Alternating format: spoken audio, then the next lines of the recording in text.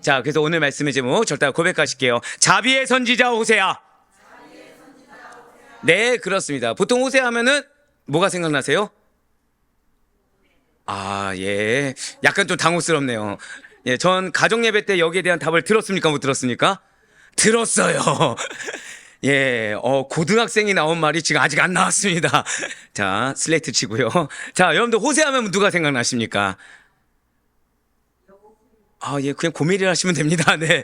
보통 고멜이라 생각이 드는데, 오늘 약간 타이틀이 다르죠. 자비의 선지자 호세아입니다. 자, 그럼 우리에게 주시는 하나의 말씀은 호세아 6장 1절로 3절 말씀. 호세아 6장 1절로 3절 말씀. 구약성경 1261면에 있는 말씀이 되겠습니다. 자, 호세아 6장 1절 말씀. 오늘 진짜 잘 오셨어요. 오늘 정말 잘 오신 게, 모든 시간이 은혜지만, 여러분들, 보통 여러분들, 작정하고 기도하시죠. 아, 이쪽만 아멘 했고요. 작정하고 기도할 때 언제 은혜가 가장 충만한 것 같습니까? 자, 1번. 자, 아시다시피 금식 기도 중이잖아요. 이제 시작했는데, 이번 주에 시작했는데, 시작했을 때가 가장 은혜가 충만하다. 2번, 아니다. 어느 정도 진행됐을 때가 은혜가 충만하다. 3번, 이제 끝마무리가 될 때 은혜가 충만하다. 언제가 은혜가 충만할까요? 정답은? 전부 다 은혜가 충만하죠. 네. 전부 다 은혜가 충만한데, 다만 언제 경각심이 있냐면 시작했을 때가 경각심이 좀 있습니다. 시작했을 때. 왜냐하면 시작했을 때 이 타협의 마음이 가장 들어오거든요. 시작한 지 얼마 안 됐으니까 좀 더 몸을 보양하고 시작해야 되지 않을까. 예, 그래서 좀 더 경각심 있게 기도한 그 상황에서 여러분들 너무 잘 나오셨습니다. 오늘 은혜 받으시면 좋겠고요. 그 은혜의 말씀 호세아 6장 1절부터 3절까지의 말씀 우리 한 절씩 교독하도록 하겠습니다. 제가 먼저 1절 말씀 읽겠습니다. 오라 우리가 여호와께로 돌아가자. 여호와께서 우리를 찢으셨으나 도로낫게 하실 것이요 우리를 치셨으나 싸매어 주실 것임이라.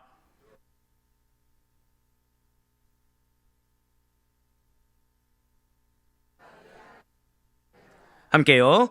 그러므로 우리가 여호와를 알자. 힘써 여호와를 알자. 그의 나타나심은 새벽빛같이 어김없나니 비와 같이 땅을 적시는 늦은 비와 같이 우리에게 임하시리라 하니라. 아멘. 네, 그렇습니다. 오늘 말씀은 자비의 선지자 호세아. 자비의 선지자 호세아입니다. 자, 호세아라고 하면은 어느 정도 신앙생활 하신 분들이라고 한다면 잘 알고 있는 인물 중에 하나가 된다라는 거예요.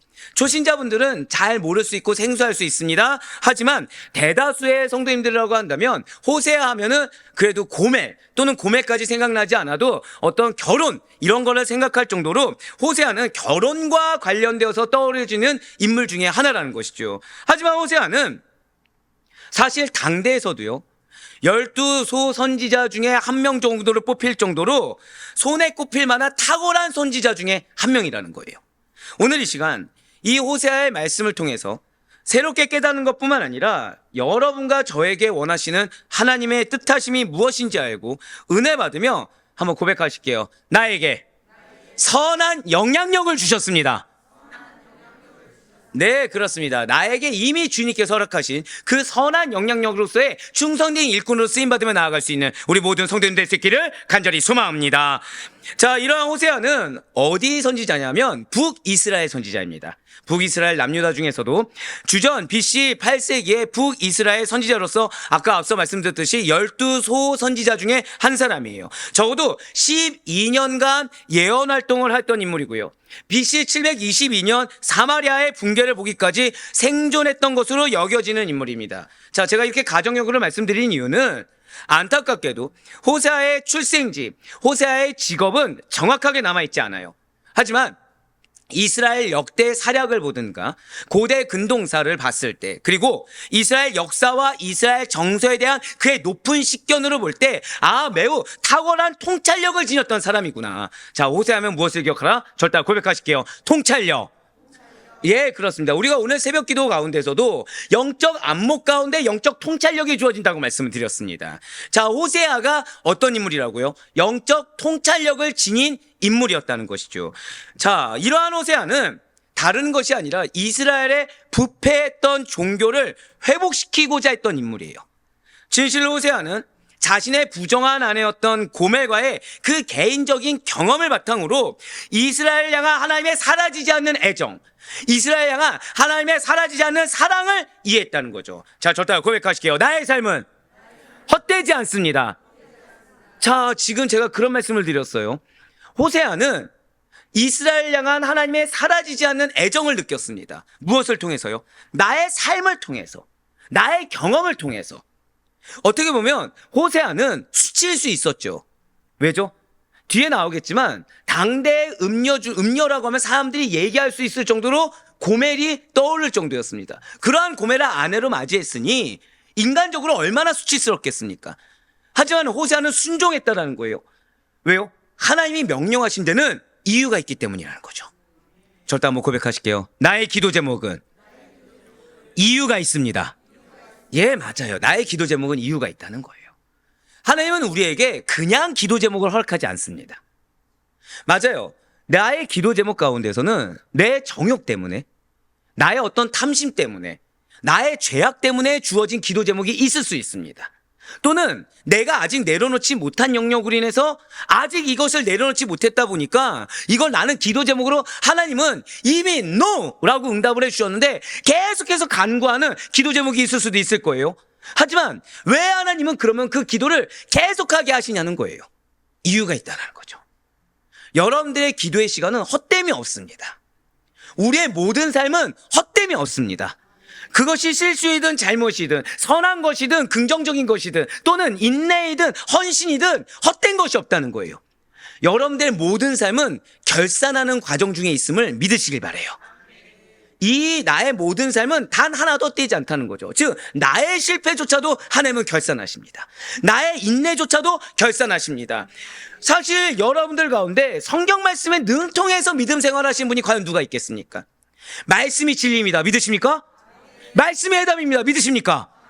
그럼 정말 말씀이 여러분들 삶의 해답이십니까? 거짓말쟁이다. 그렇지가 않아요. 적용이 안 됩니다. 근데 그냥 믿는다는 거죠. 그냥 믿어요. 근데 이것도 헛되지 않다는 거예요. 하나님은 알고서 모든 상황을 우리가 이거는 하나님의 뜻, 이건 아니야, 이거는 영적인 거니, 이거는 세상적인 거야, 다 이렇게 분별하면 참 좋겠지만 아둔한 우리들, 여전히 전적으로 무능한 우리들은 그러한 모든 하나의 뜻하심을 알 수가 없다는 거예요. 때로는 우리가 많은 것을 바라는 것도 아닙니다. 남들만큼 정도만 바라도 때로는 그것조차 허용하지 않을 수가 있다는 거죠. 내가 남들보다 더한 걸 원한 것도 아니에요. 그냥 예배 생활 잘 했으면 좋겠고, 근데 여러분들 살다 보면 예배 시간을 지키는 것조차 어려울 때가 있다는 거죠. 뜨겁게 부르짖고 싶고 나도 말씀 가운데 있고 싶고 나도 기도 생활하고 싶은데 생계가 어려운 겁니다. 때로는 나도 모르는 급박한 상황이 갑자기 생긴다는 거예요. 그런데 그 모든 상황에 우리는 믿고 있다는 거죠. 무엇을 믿죠? 하나님의 고차원적인 섭리를 믿는다는 거예요. 내가 상상할 수 없는 섭리가 있다. 내가 이해할 수 없는 섭리가 있다. 그럼 나에게 이 상황을 주시고 이 상황을 인간적으로 해석하지 않고 한번 고백하실게요. 영적인 통찰력. 네, 맞습니다. 영적인 통찰력으로 바라보게 하시는 거, 또는 바라볼 수 없다니까 몰라서 기도하게 하시는 데는 이유가 있다는 거예요. 그렇습니다. 우리의 삶은 이유가 없는 거, 원인이 없는 것은 절대 없어요. 다 이유가 있습니다. 예, 맞아요. 하나님께서는 그러한 모든 것을 사용하고 계시다는 거죠. 그러한 모든 것은 하나로 귀결됩니다. 하나님께서 여러분들을 사랑하십니다. 그걸로 귀결된다는 거예요. 그 사랑의 방법이 다를 뿐입니다. 그 사랑의 때가 다를 뿐이에요. 중요한 것은 하나님께서 나를 사랑하사 나를 유기하지 않으셨어요. 나를 유기하지 않으시고 나중에서 봤을 때 이때 이래서 하나님이 이러셨구나, 이런 것들이 하나님의 뜻하심이 이런 것이었구나 깨닫게 하신다라는 거예요. 지금 이 순간은 모를 수 있습니다. 하지만 나는 몰라도 한 번 더 고백하실게요. 나를 하나님께서 사랑하십니다. 예, 맞습니다. 그게 나는 이 기도 제목이 너무 마음이 아프지만 기도가 무엇입니까? 산소님들, 우리가 보통 기도라면 뭐를 알고 있죠? 괜찮아요. 예, 보통 이렇게 뭐라고 그러죠? 강하게 질문하면 당황하기 마련입니다. 예, 몰라서라고 생각하지 않을게요. 우리는 주일날 양육이 달라져야 됩니다. 교회론이 아니라 뭐부터 해야 되죠? 여기 이제 초등학생들을 모아놓고 중고생도 같이 모아놓고 자, 기도는 하나님과의 대화입니다부터 시작을 해야겠죠. 자, 우리가 보통 기도를 뭐라고 얘기합니까? 가장 간단하게는 하나님과의 영적 소통이라고 얘기하죠. 하나님과의 대화라고 합니다. 근데 우리는 정말 기도를 하나님과 대화합니까? 내가 일방적으로 통보합니까? 정직할지어다. 일방적으로 통보한다는 거예요. 근데 중요한 거 한번 여쭤볼게요. 통보한 기도 제목 중에 나는 단 하나도 응답받은 적이 없다. 있으십니까? 예, 아니요. 우리는 단 하나도 응답받지 못한 적은 없다는 거예요. 응답받은 경험이 있다는 거죠. 네, 뭔가 아멘이 맞긴 맞는데 상당히 조금, 네. 자, 한번 여러분들 부부를 한번, 그러니까 배우자를 한번 생각해 보세요. 자, 아무래도 여성분들이 좀 더 있으니까 남편이 이쁜 구석이 없는 겁니다. 아무도 아니라고는 안 하시네요. 네. 이쁜 구석이 없는 거예요. 근데 맨날 자기한테 요구만 합니다. 내가 뭔 말만 하려고 하면 들을 생각을 안 해요. 내 얘기만 하는 거죠. 내 얘기만. 아무도 아니란 표정은 안 하시네요. 네. 어떻게 듣고 싶습니까? 듣기 싫습니까? 듣기 싫죠. 근데 하물며 남편이 원하는 걸 들어준다. 그럼 우린 보통 이제 그 아내분을 뭐라 얘기하죠? 아, 호구라고요? 네네. 깜짝 놀랐네요. 어이구. 네. 현모양처라고 하죠. 예. 우리 기억에서 지워야 됩니다. 호모는 지워야 돼요. 예. 지금 상당히 놀랐습니다. 네네. 현모양처라고 하죠. 현모양처. 현모양처라고 하죠. 호자가 예. 기억에 남네요. 갑자기. 네. 현모양처라고 하죠. 보통은 그런 일이 있을 수가 없다는 거예요. 그런 일이 있을 수 없죠. 근데 우리는 하나님께 어떻게 대하고 있다고요? 죄송합니다. 한 번 더 써먹을게요. 예, 이런 말을 설교에서 하면 안 되지만 호구 취급하고 있다는 거예요. 예. 일방적으로 들이밀고 있는 거죠. 누구 입장입니까? 내 입장인 거예요. 계속. 내가 어려워서, 내가 힘들어서 하나의 뜻하심을 듣기보다는 일단 내 상황부터 좀 해결해달라. 이 어려운 환경부터 해결해달라. 아니, 기도 제목이 내가 많은 걸 말하지 않습니다. 10가지 중에 이 한 가지라도 응답해달라고 어떻게 하고 있어요? 통보하고 있다는 거예요. 근데 나는 지금 어떻게 하고 있는 거죠? 10가지 중에 내가 9가지 내려놨다고 내가 착각하고 있는 겁니다. 하나님의 음성을 내가 듣는 것이 우선인데 지금 나는 기도 제목이 몇 가지요? 10가지가 있는 거예요. 지금 기도 제목이. 그 중에 나는 내 나름대로 9가지를 내려놓은 겁니다. 자, 대화가 무엇이죠? 대화가? 소통입니다. 서로. 상대방의 얘기도 듣고 내 얘기도 하면서 대화 가운데 우리는 무엇을 하죠? 상대를 이해하고 조율해 가면서 서로가 서로를 맞춰갑니다. 자, 기도를 우리가 보통 뭐라고 얘기합니까? 영적인 대화라고 얘기하죠. 물론 더 깊이 있게 들어가면 하나님의 인지하심을 경험하는 거. 축복이 있을지어다. 간만에 고차원적인 아멘이 나왔어요. 네. 그런데 우리는 대화라고, 인재는커녕 지금 대화라고 생각하면서 일방적인 통보를 하면서 나의 의를 올리고 있다는 거예요. 왜요? 나는 9가지를 지금 내려놨거든요. 난 다 급해 죽겠는데 이거 하나만이요 라고 하면서 하나님께 지금 간절히 간구하고 있다고 착각하고 있거든요. 사실 하나님 입장에서 어떻죠? 일방적으로 밀어붙이고 있는 거예요. 당신의 얘기 들을 생각하지 않고 내가 9가지 내려놨으니까 이 한 가지 들어주세요. 사랑하는 내 딸아, 사랑하는 내 아들. 아니요. 나는 지금 이 한 가지만 들어주시면 내가 하나님 역사하신 거 알겠습니다. 즉, 이 한 가지만 들어주면 하나님 당신 나 사랑한 거 알겠습니다라고 하는 거예요. 근데 하나님이 응답하십니까? 안 하십니까? 해 주신다는 거죠. 진실 하나님께서는 여러분들을 사랑하십니다. 인내하고 계세요. 내가 어떠한 영적 상태이든지 간에 당신께서 살아계심을 경험하게 하신다라는 거예요. 당신께서 살아 역사하심을 느끼게 하신다라는 거죠. 우리가 어떤 상태든지 간에 기회를 주신 하나님이시라는 거예요.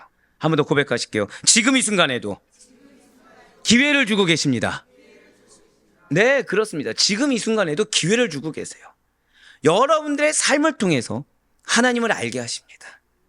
그 결국 기도를 통해서도 하나님을 알게 하시고 말씀을 통해서도 하나님을 알게 하신다는 거예요. 그래서 여러분들이 지금은 못 깨달아도 짧게는 몇 분 뒤, 길게는 며칠 뒤에서도 이게 하나님 뜻이었구나. 하나님께서 이 영혼을 위해서 나를 인내하게 하셨고 희생하게 하셨구나. 하나님이 이 상황을 위해서 이렇게 하나님의 섭리로 인도하셨구나 하고 나중에라도 깨닫게 하신다는 거예요. 한 번 더 고백하실게요. 나의 삶은 주님의 도구입니다. 예, 그렇습니다. 나의 삶은 주님의 도구로 쓰임받고 있다는 거죠. 누구처럼요? 호세아처럼. 호세아처럼요.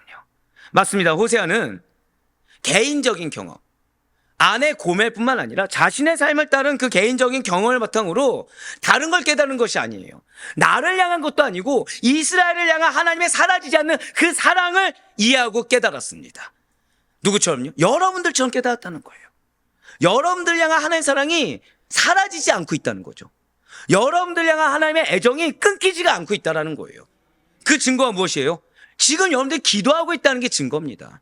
그 증거가 무엇이에요? 지금 여러분들이 알게 모르게 찬양이 들리고 말씀이 들리는 것이 은혜라는 거예요. 그게 나를 향한 하나님의 사랑의 증거가 된다는 거죠. 내가 하는 것이 아니기 때문이라는 것입니다. 그리고 하나님의 이러한 사랑을 나는 깨달았어요. 나에게서 멈추지 않습니다. 자신의 가족이고 동료이고 동족인 이스라엘 백성들에게 이해시키고자 노력했다라는 거예요. 하나님이 나에게 이걸 깨닫게 하실 때는 이유가 있다는 걸 받아들였습니다. 그 이유가 무엇이에요? 선한 영향력으로 이스라엘 백성들의, 한 번 더 고백하실게요. 나에게 허락된 영혼은 반드시 변화됩니다. 아멘. 무엇을 통해 변화돼요? 여러분들의 삶을 통해 변화되는 거예요. 여러분들의 삶의 변화를 통해 변화되는 것입니다. 내가 입술로 백날 예수 믿어 교회 나와, 물론 거기에 입술에 권세가 있을 수 있겠죠. 하지만 하나님께서 누구에게 가장 먼저 역사하셨는지를 생각하셔야 돼요. 자, 예를 들어서 여러분들이 자녀를 위해서 기도합니다. 자녀를 향한 하나님의 사랑을 알고 계세요? 모르고 계세요? 부모 학교부터 시작을 해야 되겠는데요. 지금 내 자녀를 향한 하나님의 사랑을 우린 부모라면 다 알고 있어요. 그럼 기도를 하겠죠. 내가 책임지는 게 훨씬 더 현명합니까? 하나님이 책임져 주신 게 현명합니까? 하나님이 책임져 주셔야 되죠. 자, 자녀가 성장해요, 결혼해요, 가정을 꾸려요, 자녀를 낳아요. 다 누구에게 달려 있습니까? 하나님께 달려 있어요. 그러면 우리가 하나님께 기도할 때, 하나님, 당신께서 내 자녀를 사랑하시는 줄 믿습니다라고 하십니까? 제발 사랑 먼저 해주세요라고 하십니까? 예, 믿습니다부터 하죠. 예, 내 자녀를 향한 사랑을 알고 있다는 거예요. 근데 여기서 이제 문제가 생기는 거죠. 자녀가 변하지 않는 겁니다. 간절한 문제 앞에 자녀가 기도하지 않는 거예요. 근데 문제는 나는 이 영역이 하나님의 영역인 걸 알겠습니다. 자, 나는 알아요. 자녀는 몰라요. 여기에 하나의 뜻은 무엇일까요? 저 다 고백하실게요. 내가 기도해야 된다. 맞아요. 우리는 보통 어떻게 생각하죠? 얘가 언제 정신 차리려고, 얘가 지금 빨리 깨닫고 하나님 품으로 돌아와야 되는데, 얘가 지금 빨리 함께 기도해야 되는데, 얘가 더 지금 간절해야 되는데, 다 화자가 누구입니까? 자녀들이라는 거예요. 근데 중요한 건 누구에게 깨달음을 주셨죠? 나에게 주셨어요. 부모인 나에게 주셨습니다. 누구에게 기도의 마음을 주셨습니까? 나에게 주셨어요. 그럼 누가 기도해야 되는 거죠? 내가 기도하는 게 당연한 거예요. 답답하게 기도하는 게 아니죠. 지금 하나님께서 누굴 택하셨습니까? 나를 택한 겁니다. 내 자녀를 위해 누굴 택하셨다고요? 나를 택하셨어요. 자, 한번 여쭤볼게요. 나는 목사님이 새벽에 나를 위한 기도하고 말씀을 보낼 때 깨어 같이 기도한다. 아시는 분은 아시겠지만 1시에서 1시 반부터 시작하죠. 깨어 같이 기도한다. 있습니까? 없습니까? 거의 없습니다. 가뭄의 콩나드 한두 명이에요. 가뭄의 콩나드. 그럼 제가 거기서 만약 이렇게 생각해 보세요. 아니, 지금 이 권사님이 지금 기도 제목이 급해 죽겠는데 이 시간에 잠을 퍼자고 이게 웬 말이야 지금. 이러면 됩니까? 안 됩니까? 왜요? 왜 안 되죠? 자, 다시 질문을 지금 바꿔볼게요. 지금 내 자녀가 결혼을 해야 돼요. 내 자녀가 지금 시험이 내일 모레입니다. 근데 지금 공부도 안 하고 기도도 안 하고 잠을 자고 있어요. 그럼 여러분들 뭐라 하죠? 지금 누가 기도해야 됩니까? 누가 일어나서 공부해야 되죠? 내 자녀가. 자, 다시요. 거꾸로요.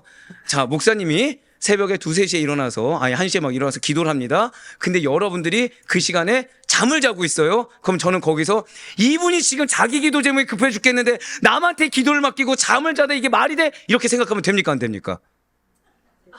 저는 안 되고. 지금 부모님은 되시는 건가요? 여러분들, 바로 우리가 이런 존재예요. 근데 신기한 거는 응답하신다는 거죠. 또 여기서 아멘이 나오는 거죠, 이제. 여기서 지금 아멘이 나오는 거예요. 가치관을 바뀌셔야 됩니다. 나에게 마음을 주실 때는 내 분량인 거예요. 아, 감사해요. 아이고, 주여. 네. 원래 이게 이렇게 길게 질문할 거리가 아니었는데, 지금. 나에게 지금 마음 주시고, 상대가 아직 깨닫지 못할 때는 내 영역인 겁니다. 내 영역. 사단은 누굴 보게 해요? 그 문제가 되는 대상을 보게 합니다. 왜냐하면, 모든 사람은 보상심리라는 게 있습니다. 무엇이 있다고요? 보상심리가 있어요. 그러니까 내가 이만큼 기도하면, 이만큼 응답되어야 된다는 보상심리가 있습니다. 근데 이것이 인본주의예요. 이것이. 기도 한순간 이미 결산되고 있어요. 기도 한순간 이미 상급받고 있는 겁니다. 이미 기도 한순간 그 시간을 하나님께서 선용하고 계십니다. 하나님께서 여러분들의 삶의 시간을 1분이라도 사용하고 계시다고 한다면 그 시간은 헛되지가 않다는 거예요. 하나님이 나에게 내 아내를 위해서 기도하게 하셨는데 내 아내는 지금 이 시간에 깨어있지 않는다? 이건 중요하지 않다는 거예요. 중요한 거는 나에게 지금 기도를 시키셨다. 남편에 대한 신뢰가 없는데요, 지금. 그렇습니다. 지금 호세아는 왜 내가 헌신해야 되냐? 왜 내가 희생해야 되냐? 왜 내가 지금 이렇게 깨달은 거를 이스라엘 백성들이 알아야 되냐라고 항변하지 않았어요. 당연하게 받아들였습니다. 나에게 주신 것이기 때문에 그냥 하는 거라는 거죠. 그렇습니다. 진실로 호세아는 제발 이스라엘 민족이 자신들을 향한 하나님의 그 극진한 사랑을 깨닫기를 간절히 바랬어요. 그리고 그들에게 간절히 또 촉구했습니다. 민족에 대한 이러한 북받치는 열정, 정확히는 사명에 대한 북받치는 열정이 있던 인물이 바로 호세아였다는 거예요. 그렇기 때문에 호세아는 북이스라엘의 예레미야라고도 불려집니다. 자, 호세아가 무엇이라고요? 한번 고백하실게요. 북이스라엘의 예레미야. 예, 호세아의 별칭이 북이스라엘의 예레미야였다는 거죠. 자, 오늘 인물 설교의 제목이 무엇입니까? 자비의 선지자 호세아예요. 이러한 호세아의 또 다른 별칭으로는 사랑의 선지자라고도 합니다. 왜입니까? 호세아가 결혼이라는 은유적 표현을 통해 하나님과 이스라엘과의 사랑을 선포했기 때문이라는 거죠. 선포하는 데 있어서 나의 어떠한 공로를 들이밀지 않았어요. 선포하는 데 있어서 나의 어떠한 의를 드러내지 않았습니다. 나에게 어떠한 대가가 오든 어떠한 공격이 오든 다 자비하게 품었어요. 왜요? 하나님이 나를 그렇게 품어주셨거든요. 하나님이 나를 그렇게 택하여 주셨거든요.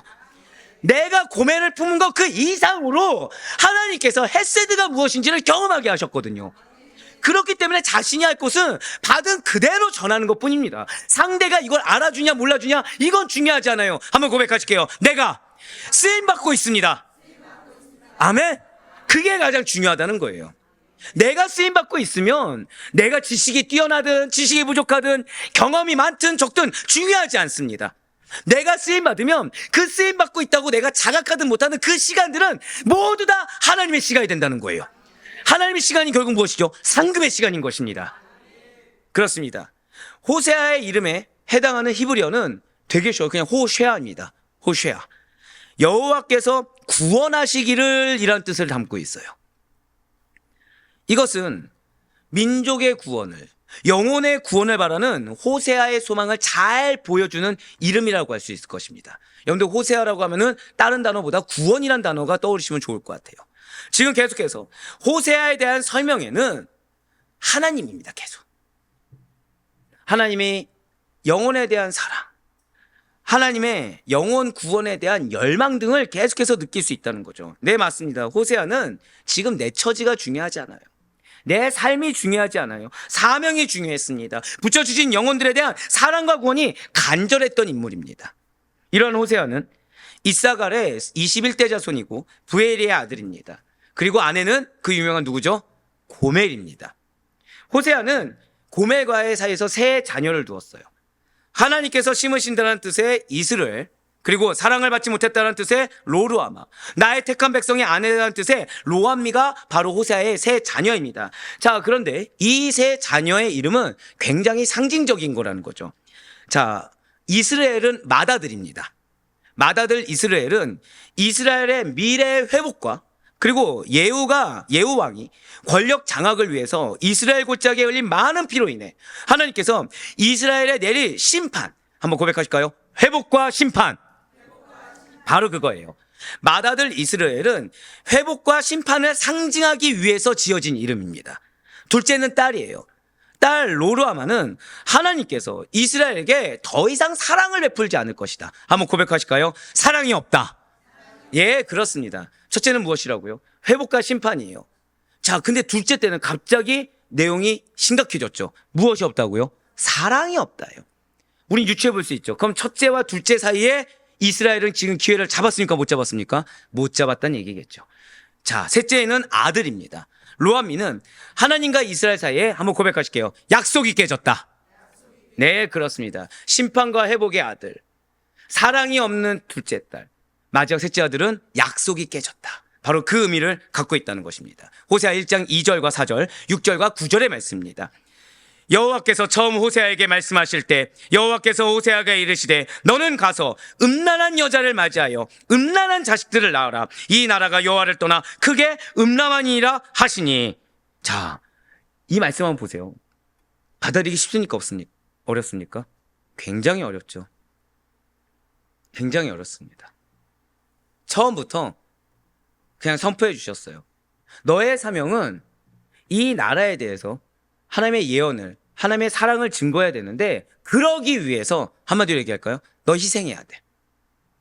그러기 위해서 넌 희생해야 돼. 희생하는 방법은 너가 수치를 당해야 돼. 아내도 음란해야 되고 자녀도 음란해야 되라고 얘기하신 거랑 똑같습니다. 4절부터 또 보실게요. 여호와께서 호세아에게 이르시되 그의 이름을 이스라엘이라 하라. 조금 후에 내가 이스라엘 피를 예후의 집에 갚으며 이스라엘 족속의 나라를 폐할 것임이니라. 고멜이 또 임신하여 딸을 낳으매 여호와께서 호세아에게 이르시되 그의 이름을 로루아마라 하라. 내가 다시는 이스라엘 족속을 긍휼히 여겨서 용서하지 않을 것임이니라. 여호와께서 이르시되 그의 이름을 로암미라 하라. 너희는 내 백성이 아니요 나는 너희의 하나님이 되지 아니할 것임이니라. 아멘. 자, 이렇게 세 자녀, 음란한 세 자녀를 둔 호세아가 살았던 시대적 배경을 잠깐 살펴보시면, 호세아는 유다의 우시아 왕, 그리고 히스기야 왕 때와 북이스라엘의 여로보암 2세 때 예언 활동을 하였습니다. 그리고 동시대의 선지자로서는 이사야, 미가, 아모스 선지자가 있습니다. 호세아 1장 1절의 말씀입니다. 우시아와 요담과 아하스와 히스기야가 이어 유다 왕이 된 시대, 곧 요아스의 아들 여로보암이 이스라엘 왕이 된 시대에 부엘리의 아들 호세아에게 임한 여호와의 말씀이라. 아멘. 자, 호세아의 사역은 처음에 나름 평강합니다. 이스라엘 왕 여로보암 2세 후기, 즉 나름의 평화와 번영의 시기에 시작했어요. 자, 환경적으로 어떻다고요? 평화로운 시기. 환경적으로 어떻다고요? 번영의 시기입니다. 근데 환경적입니다. 신앙적으로는 아니에요. 그리고 BC 722년 북이스라엘 수도 사마리아가 아수르에 멸망당할 때 평화와 번영에서 지금 무엇을 경험했죠? 멸망하는 것을 경험합니다. 그리고 남유다의 히스기야가 왕위에 오를 때까지 BC 760년에서 710년 기간에 사역했던 것으로 알려지고 있습니다. 다른 거 기억하지 못해도 평화와 번영의 시기에 시작해서 멸망당하는 것을 경험했다. 요 정도 생각하시면 좋을 것 같습니다. 그렇습니다. 호세아가 사역을 시작한 시기의 상황이라는 것은 북이스라엘이 이 당시의 근동 지역의 상권을 다시 주도하기 시작해요. 그러면서 상인 계층과 신흥 부유층이 이렇게 형성됩니다. 그러니까 상인들이 귀족처럼 취급받기 시작해요. 신흥 부유층이 형성됩니다. 왕족과 귀족들은 축적된 부를 누리게 되었던 시기라는 거죠. 그렇습니다. 부유층들은요, 지금 동양에서 이 애굽으로부터 여러 가지 값비싼 장식품들을 수입하여 치장합니다. 당연히 그렇겠죠. 왜냐하면 지금 평화의 시기니까, 전쟁이 안 나니까요. 번영의 시기니까. 그래서 그 덕에, 자, 여러분들 오늘 또 기억해야 될 단어가 있습니다. 절대 고백하실게요. 상아. 상아. 네, 상아 뭔지 아시죠? 코끼리뿔. 성경에서 이 상아가 의미하는 바가 있어요. 예, 성경에서 상아가 의미하는 바가 있습니다. 상하 세공과 같은 기술이 이 당시 때 급속도로 발전합니다. 하지만 이렇게 밝은 이면 뒤에는 어두운 면이 존재하기 마련이라는 거죠. 이 당시에는, 자, 지금 부유층들이 어때요? 그냥 듣기에도 굉장히 호화로운 생활을 합니다. 계속 번영해요. 빈부격차가 크게 생겨난다는 거죠. 빈부격차가. 그리고 불의한 수탈을 자행하는 힘과 권력 있는 자들로 인해서 억압받는 백성들의 수는 상대적으로 급증하게 되었습니다. 그러니까 오늘날로 따지면 뭐 인도나 중국이나 저 동남아 태국 같은 데 가면 뭐 그런 얘기들 하더라고요. 상위 뭐 심한 경우 1%, 99%의 백성이 누굴 위해 존재해요? 1%를 위해서, 또는 5%, 10%를 위해서 다른 백성들이 수탈을 당하는, 거의 그 정도라고 보시면 좋을 것 같습니다. 당시에 사마리아 지역에 집중된 이 상류층의 방탕한 생활이라는 것이 몹시 심했다라는 거예요. 호세아 시대의 왕은 아니지만 북이스라엘 왕이었던 아합. 아합하면 어떻게 긍정적입니까? 부정적입니까? 감사해요. 그냥 그 정도만 기억해도 좋아요. 부정적인 왕이었던 아합 역시도 자신의 통치권을 과시하기 위해서 화려한 상하궁을 건축했다는 거죠. 아모스 3장 15절의 말씀과 열왕기상 22장 39절의 말씀을 비교해 보시겠습니다. 겨울궁과 여름궁을 치리니 상하 궁들이 파괴되며 큰 궁들이 무너지리라. 여호와의 말씀이니라. 지금 아모스, 즉 호세아 당시에 아모스 선지자가 기록한 걸 보면 뭐가 파괴된다고 나와 있습니까? 상하 궁들이라고 나와 있습니다. 자, 그런데 아합 왕이 있었던 열왕기상을 한번 볼게요. 아합의 남은 행적과 그가 행한 모든 일과 그가 건축한 상하 궁과 그가 건축한 모든 성읍은 이스라엘 왕 역대지략에 기록되지 아니하였느냐. 아멘. 자, 어떤 차이가 있죠 지금? 아모스 선지자 때 아까 한 번 더 보여주시겠어요? 자, 뭐라 기록되어 있습니까? 상하 궁들. 자, 아합 왕 때 보겠습니다. 상하 궁들입니까? 궁입니까? 이 상하궁이 상징하는 바가 있다는 그 말씀을 드렸어요. 상하궁이라는 것은 상하를 가지고 호화롭게 장식한 궁전입니다. 당시의 고대인들은요, 천장, 문, 집안의 내장재 등을 이렇게 상하로 장식했는데 이러한 장식으로 부요함과 호화로움을 경쟁했다는 거예요. 그런데 아합 때만 해도 누가 상하궁을 가질 수 있습니까? 벌써 딱 느낌이 오시죠? 왕이죠. 근데 지금 문제는 아모스 선지자 때에 대해서는 달라졌다는 거예요. 즉 이 상하궁이라는 거, 상하라는 것은 한번 고백하실게요. 사치와 방탕. 네, 성경에서 말하는 상하는 무엇이라고요? 사치와 방탕의 상징물입니다. 그러니까 얼마나 호화로운지 증명할 수 있는 한 단어 하면 뭐가 떠오릅니까? 상하가 떠오른다는 거죠. 그러니까 당시에 열왕 때부터 이게 남북 시대 때만 해도 상하 딱 하면은 사치와 방탕이구나 이렇게 생각하시면 좋습니다. 그런데 문제는 아까도 말씀드렸다시피 아합 왕 때만 해도 상하궁이에요. 그러니까 왕만 있었습니다.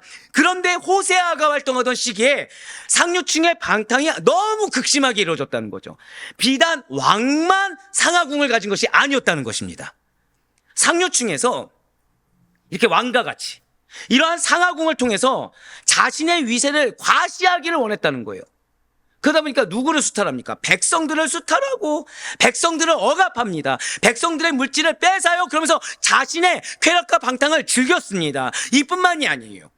이러한 사치와 방탕과 함께 이방 종교의 그 악 영향으로 인해서 사회적 타락은 더 극심해졌다는 거죠. 잘 아시는 것처럼 이스라엘 민족은 가나안 땅에 들어간 이래로 가나안 종교에서 끊임없는 악 영향을 받았습니다. 가나안의 주신인 누구입니까? 최고 신인 엘신과 그의 배우자 신인 아세라트 신입니다. 그리고 이 두 신사에서 생겨난 풍요의 신이 바로 우리가 잘 아는 바알이고 아스타로 또는 아세라라는 거예요. 그 가운데 이 바알과 아세라는 황소와 암소의 상징으로 표현됐고요. 그들을 위한 제사라는 것은 격렬한 춤, 격렬한 음주, 그리고 남잡한 음행으로 이루어졌습니다. 이것이 왜입니까? 삼라만사, 이 세상의 모든 번영과 축복이 바알과 아세라의 음행에서 이루어진다고 믿고 있는 가나안들의 신앙을 그대로 받아들였다는 거예요. 즉, 지금 이스라엘 백성들은 현실이 어렵습니다. 이스라엘 백성들은 하나님을 믿어요. 근데 문제는 하나님이 택해서 세웠다는 저 귀족들이, 저 제사장들, 저 왕의 세력들이 자신들을 수탈하고 있다는 거죠. 현실적으로 해결할 수 있습니까? 없습니까? 없습니다. 왜요? 하나님이 택하셨거든요. 그러니 누구를 따르는 거죠? 마음의 의지를? 이방신들을 따르기 시작한다는 거예요. 이러면, 이런 제의를 드리면 그래도 좀 풍요로워하죠. 이런 인신제사를 드리면 좀 더 형통해져. 알게 모르게 가나안인들의 신앙이 젖어들기 시작했습니다. 이러한 가나안 이방 종교가 히브리 종교와 혼합되어져서요, 이제 아모스 시대, 이 호세아 시대에 이르기까지 이스라엘 백성들 사이에서는 아예 토속 종교로 자리 잡았습니다. 즉 지금 아세라 신상을 섬기는 거, 바알 신상을 섬기는 것이 이 호세아 시대 때 이스라엘 백성들은 이상하게 여겼겠습니까? 아무렇지 않게 여겼겠습니까? 아무렇지 않게 여기는 거예요. 아무렇지 않게 여기는 것입니다. 그리고 이것은 호세아의 예언이 있은 후에도 계속되었어요. 그렇습니다. 호세아가 활동했던 당시에 이스라엘의 현실적인 상황은 평화의 시대입니다. 번영의 시대예요. 수탈을 당해도 그래도 이 상하 궁들이 곳곳마다 보일 정도로 굉장히 부유한 시대입니다. 자, 오늘날 우리나라를 보면 아시죠? 우리나라 밖에 나가보면 어떻습니까? 건물들 굉장히 많죠. 어떻게 번화했습니까? 안 했습니까? 번화했죠. 어떻게 그럼 다 건물도 하나씩 갖고 계십니까? 예, 내 힘으로 어떻게 아파트 한 채씩 다 소유하고 계십니까? 아니라는 거예요. 내 집 마련하기도 힘들다는 거죠. 분명히 세상은 어떻죠? 너무 잘 삽니다. 너무 편하네요. 굉장히 안정적이고 세상은 자유롭습니다. 편리해졌어요. 나와 상관이 있습니까? 없습니까? 나와 상관없는 영역이 너무 많다라는 거예요. 예, 호세아가 활동해서 당시에 이스라엘 상황이 바로 그러했습니다. 그런데 영적인 상황은 어떻습니까? 암울했다는 거예요. 어디에서부터 풀어나가야 될지 모르는. 그렇기 때문에 저따 고백하실게요. 오직 회개. 자, 제가 방금 뭐라 말씀드렸죠? 지금 이스라엘 백성들의 상황은요, 어디서부터 풀어나가야 될지 모릅니다. 뭐가 문제인지 인식도 못하고 있어요. 지금 경제부터 정치, 종교, 사회, 문화 다 문제입니다, 지금. 그러니까 어디서부터 풀어나갈지 모르기 때문에 한 번 더 고백하실게요. 오직 회개함으로. 바로 그거예요. 오직 회개함으로 하나님께 돌이킴으로 하나님의 구원을 받는 것 외에는 답이 없는 상황이라는 거예요. 그래서 호세아는 이스라엘 민족의 구원을 위해 부르짖었습니다. 정신 차리게 해달라? 아니에요. 하나님의 사랑을 제발 깨달아 달라. 이럼에도 불구하고 너희를 버리지 아니하시는 하나님의 사랑을 깨닫게 해달라고 부르짖었습니다. 자, 이러한 호세아였습니다. 이러한 호세아를 알기 위해서 우리는 필히 놓치지 말아야 될 인물이 있죠. 누구일까요? 고멜입니다. 호세아와 그의 아내 고멜과의 관계를 알아야 돼요. 고멜과 결혼하라. 정확히 아까 말씀 보셨듯이 음란한 여자와 결혼해서 음란한 자녀를 낳으라. 이것이 하나님의 명령이었습니다. 이 암울했던 상황 가운데 호세아에게 사명을 주셨어요. 근데 지금 암울했던 상황 가운데 답이 있습니까? 없습니까? 전혀 해결책을 못 찾기 때문에 회개하라 이 말 한마디면 좋을 것 같은데 하나님은 그 전에 호세아에게 사명을 주셨다는 거죠. 어떤 사명이에요? 음란한 여자와 결혼해서 음란한 자녀들을 낳아라. 사명 앞에 무엇부터 명령하셨다고요? 결혼 먼저 명령하셨다는 거예요. 산성도님들 절대 고백하실게요. 나에게는 기업이 있습니다. 아멘? 우리 사랑하는 아레포의 성도님들 중에서 나에게 기업이 없다는 사실을 믿지 않는 분들은 없습니다. 나에게 약속의 말씀이 있다는 거 다 믿고 있어요. 근데 중요한 것이 있죠. 이 사명을 행하기 전의 단계가 반드시 존재한다는 거예요. 여러분들에게 하나님을 경험하게 하십니다. 자, 저 다음부터 고백하실게요. 나에게 먼저 이걸 기억하셔야 돼요. 나에게 먼저 하나님을 경험하게 하신다는 거예요. 나의 삶 가운데 하나님을 체험하게 하십니다. 그러고 나서야 우리가 사명의 길을 가는 데 있어서 호세아와 같이 확실하게 체감할 수가 있다는 거죠. 네, 그렇습니다. 지금 하나님의 명령, 정확히는 이스라엘 백성들에게 제발 하나님의 사랑을 깨달아. 제발 회개하고 돌이켜. 우리 구원받아야 되지 않겠냐라는 말을 하기 이전에 호세아가 받은 사명은 음란한 여자와 결혼해서 음란한 자녀를 낳으라는 것이 하나님의 명령이었어요. 중요한 거는 호세아가 이해가 될까 안 될까요? 자, 말씀을 선포하는 것과 음란한 여자와 결혼하는 것과 무슨 상관이 있습니까? 상관이 전혀 없어 보일 수가 있다는 거죠. 그런데 하나님의 뜻은 다르다는 거예요. 다시 한 번 더 고백하실게요. 나의 삶은 의미가 있습니다. 반드시 기억하시길 바라요. 어쩌면 지금 여러분들의 기도 제목, 여러분들의 상황이라는 것이 여러분들이 이해가 안 될 수도 있습니다. 마치 지금 호세아처럼 나에게 사명을 주신다라고 했는데 그 사명은 어떤 사명이에요? 하나님의 사랑을 깨닫고 회개하고 돌이키는 사명인데 그 전이 무엇이라고요? 전혀 상관없어 보이는 음란한 여자와 결혼하는 것처럼 여러분들이 지금 갖고 있는 기도 제목이라는 것이 여러분들의 사명과 여러분들의 약속의 말씀과 여러분들의 기억과 전혀 무관한 것처럼 느껴질 수도 있다라는 거예요. 하지만 그렇지가 않습니다. 다 의미가 있습니다. 다 이유가 있다라는 거예요. 지금 호세아는 이것이 나에게 무의미한지 유의미한지 따지지 않았습니다. 지금 호세아는 하나님이 명령하실 때는 이유가 있다. 한 번 더 고백하실까요? 이유가 있습니다. 여러분들이 기도하실 때 반드시 잊지 말아야 될 한 가지가 있어요. 의심해서는 안 됩니다. 응답에 대한 의심 이전에 이 기도를 하나님께서 허락하셨다라는 것에 대한 의심이 있어서는 안 됩니다. 이 의심이 들잖아요. 그럼 기도할 때 그 다음 단계가 뭐냐면 이 기도의 응답이 될까 말까로 가는 거예요. 그러니까 처음부터 여러분들이 기도의 응답에 대해서 의심하지는 않습니다.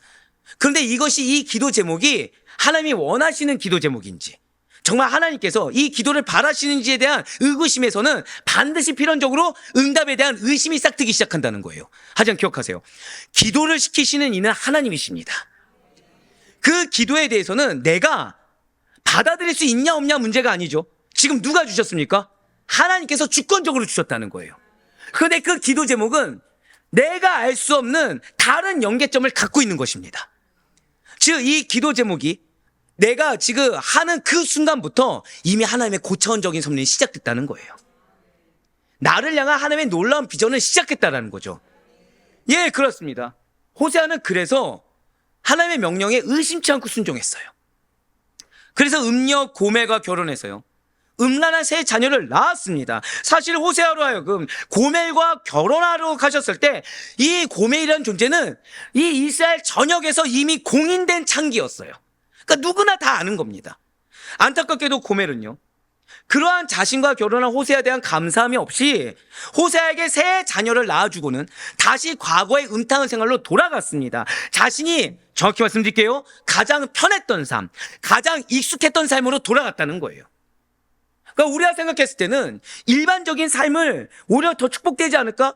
근데 고멜에게 있어서는 그것이 내 몸에 맞지 않는 옷을 입은 것처럼 너무 불편하더라는 거죠. 마치 우리가 예수님을 처음 딱 믿으면 예전에는 편하게 주일도 아닌 일요일이라고 해서 가족과 여행 다니고 놀고 했다가 갑자기 주일날 되면 이제 뭐 해야 되죠? 예배를 드려야 되는 거예요. 갑자기 불편해지는 겁니다. 헌금도 해야 돼요. 봉사도 해야 된다는 압박감 가운데 있는 거죠.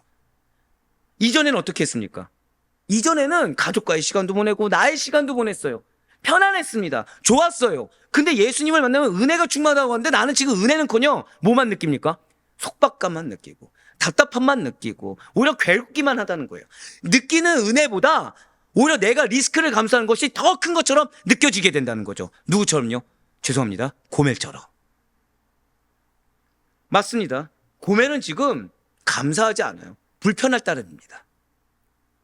고멜은 지금 행복하지 않아요. 불행합니다. 구속받은 것 같아요. 그래서 그녀는 그냥 너무 당연하게 자신이 편했던 삶, 자신이 익숙했던 삶으로 돌아간 것입니다. 자, 이렇게 편했고 익숙했던 삶으로 정확히는 스스로가 자유로움을 느끼고 싶어서 이 구속됐다고 생각했던 그 테두리를 벗어나 돌아가니까 잘 먹고 잘 살게 되든가요? 나름 만족한 삶을 살게 되는 것입니까? 아니라는 거죠. 잠깐은 본인이 원하는 대로의 삶을 누리며 살아갈 수 있을 것입니다. 하지만 결국에는 더 이상 매력도 없어지고 나이도 들게 되니까 고멜의 처지가 어떻게 됐습니까? 버림을 받았어요. 그리고 이러한 고멜은 지금 노예로 팔리기 직전이었습니다. 호세아는 바로 그러한 고멜을 데리고 온 거예요. 누구도 필요로 여기지 않고 누구도 원하지 않고 있었던, 아니 이미 버림을 받아서 노예로 팔려가기 직전이었던 아무짝에도 쓸모가 없어진 고멜을 하나님의 명령을 듣고 다시 샀다는 것입니다. 그런 다음에 호세아는 하나님께서 시키신 이러한 자신의 개인적인 삶을 묵상하게 됩니다. 그래서 자신의 결혼관계와 하나님과 이스라엘 백성의 관계 사이에 있는 비유의 의미를 깨닫게 되었다는 거예요. 그렇습니다. 지금 호세아는 이해할 수 없는 상황 가운데 순종했습니다. 순종한 결과는 배신이었어요. 배신이었음에도 불구하고 또 순종했습니다. 그렇게 순종을 했을 때, 하나님의 말씀에 끝까지 순종했을 때 그는 깨닫기 시작했어요. 나의 사명, 나의 삶의 의미, 이 상황의 의미, 모든 걸 깨닫게 됐습니다. 한번 고백하실게요. 끝까지 하나님을 신뢰하라. 바로 그거예요. 중간에 멈춰서 되는 것이 아닙니다. 끝까지 신뢰할 수 있어야 돼요. 한번 내가 하나님의 말씀에 순종했다고 했을 때 순종했더니 이렇게 되었더라. 이것이 가장 어리석습니다. 지금 오늘 호세아를 보세요. 자, 호세아는 얼마나 억울하겠습니까? 누가 자기를 돌을 던지고 비웃고 욕해도 이상하지 않은 여인과 결혼을 했어요. 자녀 셋을 낳았습니다. 근데 자녀 셋의 이름이 긍정입니까? 부정적입니까? 굉장히 부정적이죠. 그런데도 감내했어요. 그 결과가 무엇이죠? 배신이었다는 거예요. 사랑을 줬습니다. 희생했습니다. 헌신했습니다. 돌아온 건 배신이었어요. 그럼에도 불구하고 호세아는 끝까지 순종했어요. 너 그럴 줄 알았다라고 인간적인 마음을 내민 것이 아니라 하나님의 명령은 무엇이었습니까? 고멜과 결혼하라. 끝이었어요. 이 사이에 하나님께서 너 이러면은 버려도 돼. 이런 말씀 있습니까? 없습니까? 없어요.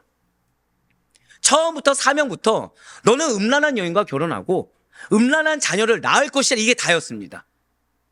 그러니까 호세아는 그 상황에 대해서 내가 배신을 당하든 내 생각대로 일이 안 풀리든 이건 중요하지 않았다는 거예요.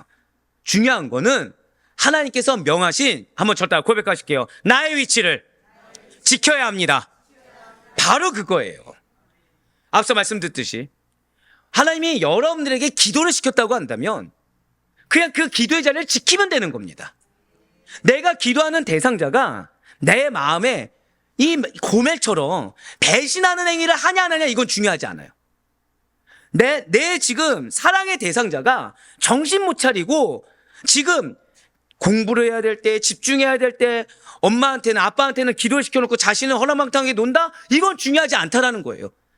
하나님께서 나에게 명하신 것이 무엇입니까? 그 영혼을 위해서 기도하라. 그럼 그 자리를 지켜서 기도하면 된다는 거예요. 앞에 있는 영혼이 어떤 상태냐 이건 중요하지 않다라는 거죠. 하나님은 지금 호세아에게 고멜을 맞이하라 끝이었어요. 그럼 호세아는 뭐만 하면 되는 거죠? 고멜을 맞이하면 되는 겁니다. 고멜이 배신하고 도망갔어요? 호세아는 뭐 하면 되는 거죠? 그냥 고멜을 맞이하면 되는 거예요. 왜? 하나님의 명령은 고멜과 결혼하라. 여러분들을 향한 하나님의 명령은 무엇입니까? 그 영혼을 위해서 기도하라는 거예요. 그 기도 제목을 가지고 기도하라는 겁니다. 인간적으로 해결이 안 되는 일, 아까 앞서 말씀드렸듯이 어디에서도 풀어가야 될지 모르는 그 상황 가운데 있는 여러분들에게 기도하라는 겁니다. 그 기도하는데 내가 이만큼 기도했는데 내가 지금 아직 이것이 응답이 안 됐고요. 지금 이 응답의 때가 속히 다가와야 되는데 지금 계약 날짜, 해결의 날짜는 지금 하루 이틀 점점 얼마 안 남았는데 언제까지 기도해야 됩니까? 이 질문을 허락받은 것이 아니라 기도하라. 끝까지 하면 된다는 거죠. 끝까지 하면 된다는 거예요. 기도하라? 그럼 기도하면 되는 거예요. 금식하라? 그럼 금식하면 되는 거예요. 내 기도 대상자가 하나님 저에게 이번에 금식할 때 저분을 위해서 기도하라고 했는데 저분 지금 왜 그럴 때 있을 거 아닙니까? 제가 그분을 위해서 말씀을 준비했어요. 그럼 이 자리에 있을까요 없을까요? 아니요 오늘 없다는 얘기가 아니고 오늘 다행히 오셨습니다. 다행히 오셨어요. 근데 이 자리에 없을 수도 있겠죠. 그럼 제 마음이 어떻겠습니까? 어떨까요? 그쵸, 이미 말씀을 들었으니까 어렵다고 얘기는 차마 못하겠고 중요하지 않다는 거예요. 중요하지 않다는 겁니다. 왜죠? 저에게 명하신 거는 여러분들을 위해서 기도하라는 거고 저한테 명하신 거는 그 가운데 주신 말씀을 선포하라. 끝이라는 거예요. 그 자리에 있냐 없냐 이건 중요하지 않다는 거죠. 그 자리에서 좋냐 안 좋냐 이건 중요하지 않다는 것입니다. 여기서 웃으시면 졸았다고 제가 착각을 하게 돼요. 제가 저분 눈 뜨고 졸았구나 이렇게 착각하게 됩니다. 중요한 거는 한번 고백하실게요. 상대의 반응이 중요하지 않습니다. 한 번 더 고백하실게요. 하나님의 반응이 가장 중요합니다. 우리가 기도할 때 이걸 놓치지 말아야 된다는 거예요. 하나님의 반응이 중요한 거지 사람의 반응, 환경의 반응이 중요한 것이 아닙니다.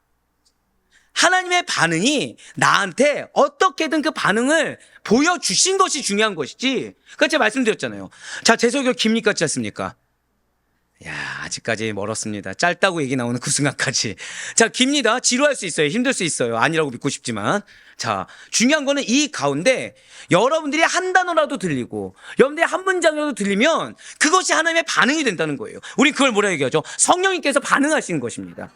그럼 우리는 그 성령님께 그 반응 그 하나가 놀라운 가치를 가지게 된다는 거예요. 그럼 우리는 그 반응을 붙잡고 기도하면 된다는 거죠. 왜요? 지금 나는 뭐에 반응한 것입니까? 성령의 반응에 내가 응답한 거거든요. 할렐루야. 맞습니다. 제가 누군가를 위해서 기도했는데 이 자리에 그분이 안 계실 수 있어요. 그런데 제가 뜨겁게 열정적으로 선포하는데 누군가가 뜨거운 반응을 보였어요. 그럼 저는 그냥 아멘인 거죠. 왜요? 죄송한 말씀이지만 그분이 제가 A라는 분을 위해서 기도하면서 말씀 준비했던 그 축복을 그분이 가져가는 겁니다. 또 그 말했다고 바로 아멘 아멘. 항상 말씀드린 거죠. 한 번 더 고백하실게요. 천국은 침노하는 자의 것입니다. 예. 여러분들 그럴 때가 있을 거예요. 말씀을 듣는데 이 말씀이 나랑 무슨 상관이지? 라고 생각될 때 있습니까? 없습니까? 주여 없길 바랬는데. 근데 그렇더라도 한번 고백하실게요. 아멘. 그게 여러분들께 오가 되는 거예요. 한번 여쭤볼게요. 그럼 그 말씀이 평생의 내 삶 가운데 적용이 안 될 것 같습니까? 아니면 적용되는 순간이 있을 것 같습니까? 그 순간 그게 은혜로 임하는 거예요. 말씀은 능력입니다. 말씀은 정말 은혜입니다. 그러니 이것이 나와 상관 있냐 없냐 이걸 따져서는 안 돼요. 침노해야 됩니다. 그래서 하나님께 반응해야 돼요. 그 말씀이 나의 상황에 반응한 것이 아니라 사람에 반응한 것이 아니라, 자, 지금 사람에서 하나가 더 나왔죠. 한 번 더 고백하실게요. 상황에 반응하지 말라. 그렇습니다. 사람에게 반응한 것도 아니고 내 눈앞에 놓인 상황에 반응한 것도 아니고 하나님께 반응해야 된다는 거죠. 그렇게 했을 때 그 반응이 나에게 은혜가 된다는 것입니다. 지금 호세아가 그랬다는 거예요. 지금 호세아는 고멜이 어떤 반응이냐 이건 중요하지 않습니다. 새 자녀가 어떤 반응이냐 이건 중요하지 않습니다. 하나님이 나에게 명령하신 그대로 나는 순종하면 되는 거예요. 그렇기 때문에 지금 호세아는 이스라엘이 하나님의 신부라는 걸 강조할 수 있었습니다. 자, 지금 이스라엘 상황은 어떤 상황이라고 말씀드렸죠? 다른 거 기억하지 못해도 문제를 어디서부터 해결할지 모르는 상황이라고 말씀드렸습니다. 그러면 신부로서 합당합니까? 안 합당합니까? 자, 여러분들 자녀를 한번 생각해 보시길 바래요. 자녀가 배우자를 데려왔습니다. 한두 가지면 고쳐서 이렇게 뭐 며느리든 사위로 드릴 수가 있는데 어디서부터 고쳐줘야 될지 모르겠는 거예요. 자, 그럼 결혼을 시키겠습니까? 보류시키시겠습니까? 뭐 아닌 척 하세요. 다 보류시키실 거면서 지금. 네. 누가 봐도 막 문제덩어리인 거예요. 그러니까 한두 가지면 그래 얘가 예수 만나면 바뀌겠지. 그래 내가 좀 데리고 가르치면 바뀌겠지라고 했는데 이건 뭐 죄송합니다. 젓가락질 하나도 마음에 안 드는 거 있잖아요. 결혼도 안 시키신 분이 갑자기 박장대로 하셔가지고 그럴 경우 어떻게 하시겠습니까? 결혼시키시겠습니까? 안 시킨다는 거죠.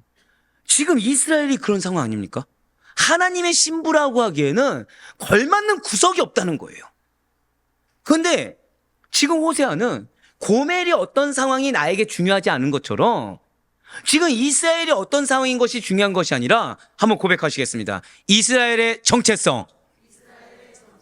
그것이 가장 중요하다는 거예요.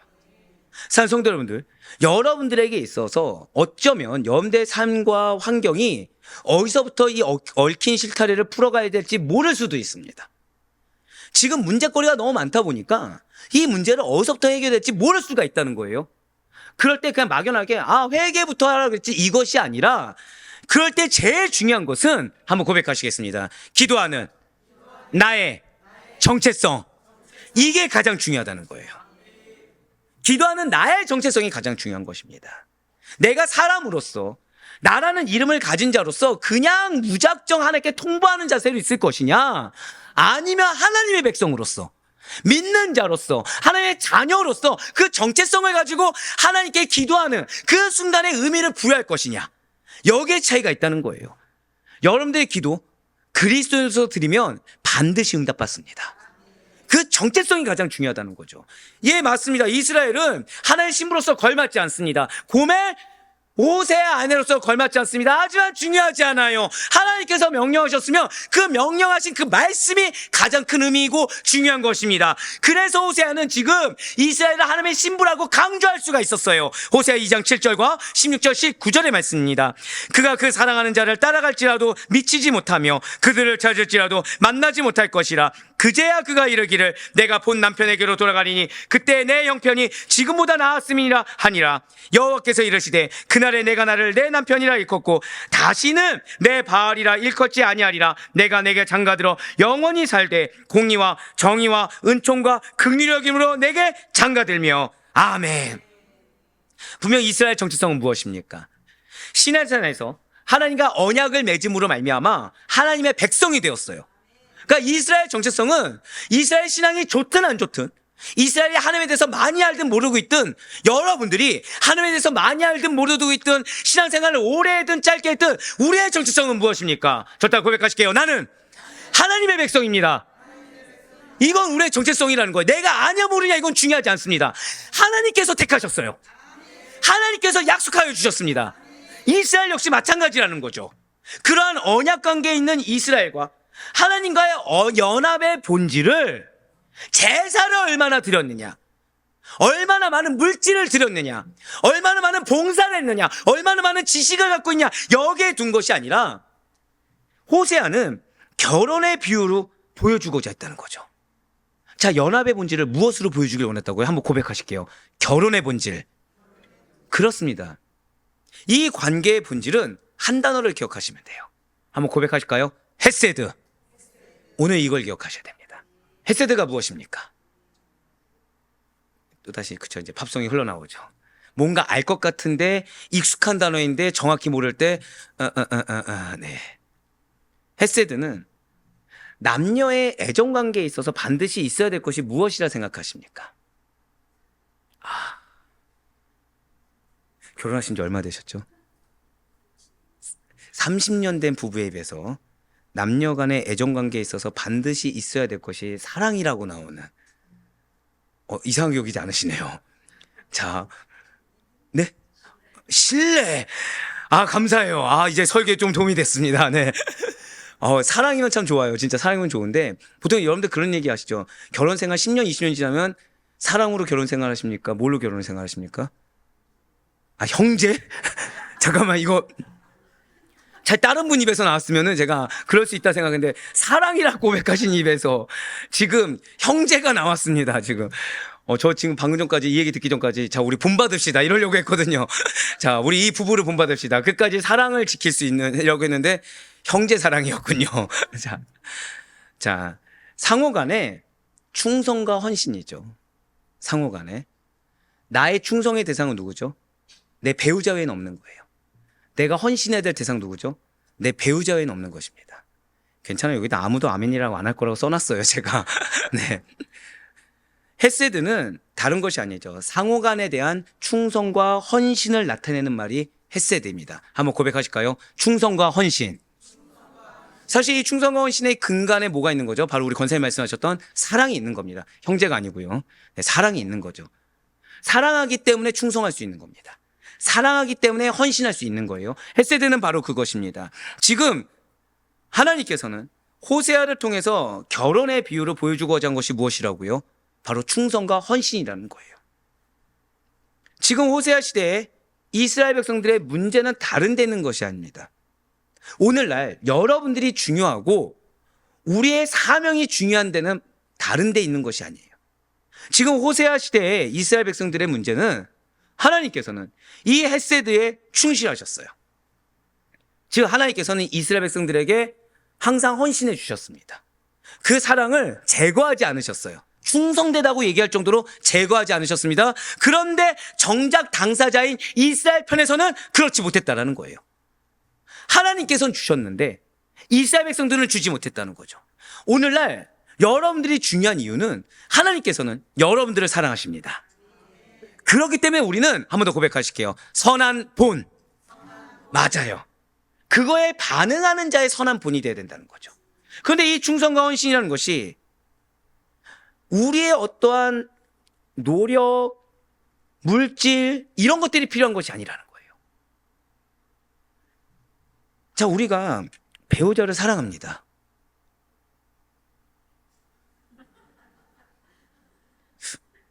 사랑하시죠? 자, 우리 본받읍시다. 자, 이 부분을 본받읍시다. 30년이 돼도 그 사랑을 변치 않는 이 사랑을 본받읍시다. 자, 다시 한 번 더요. 어때 배우자와 자녀를 사랑하시죠?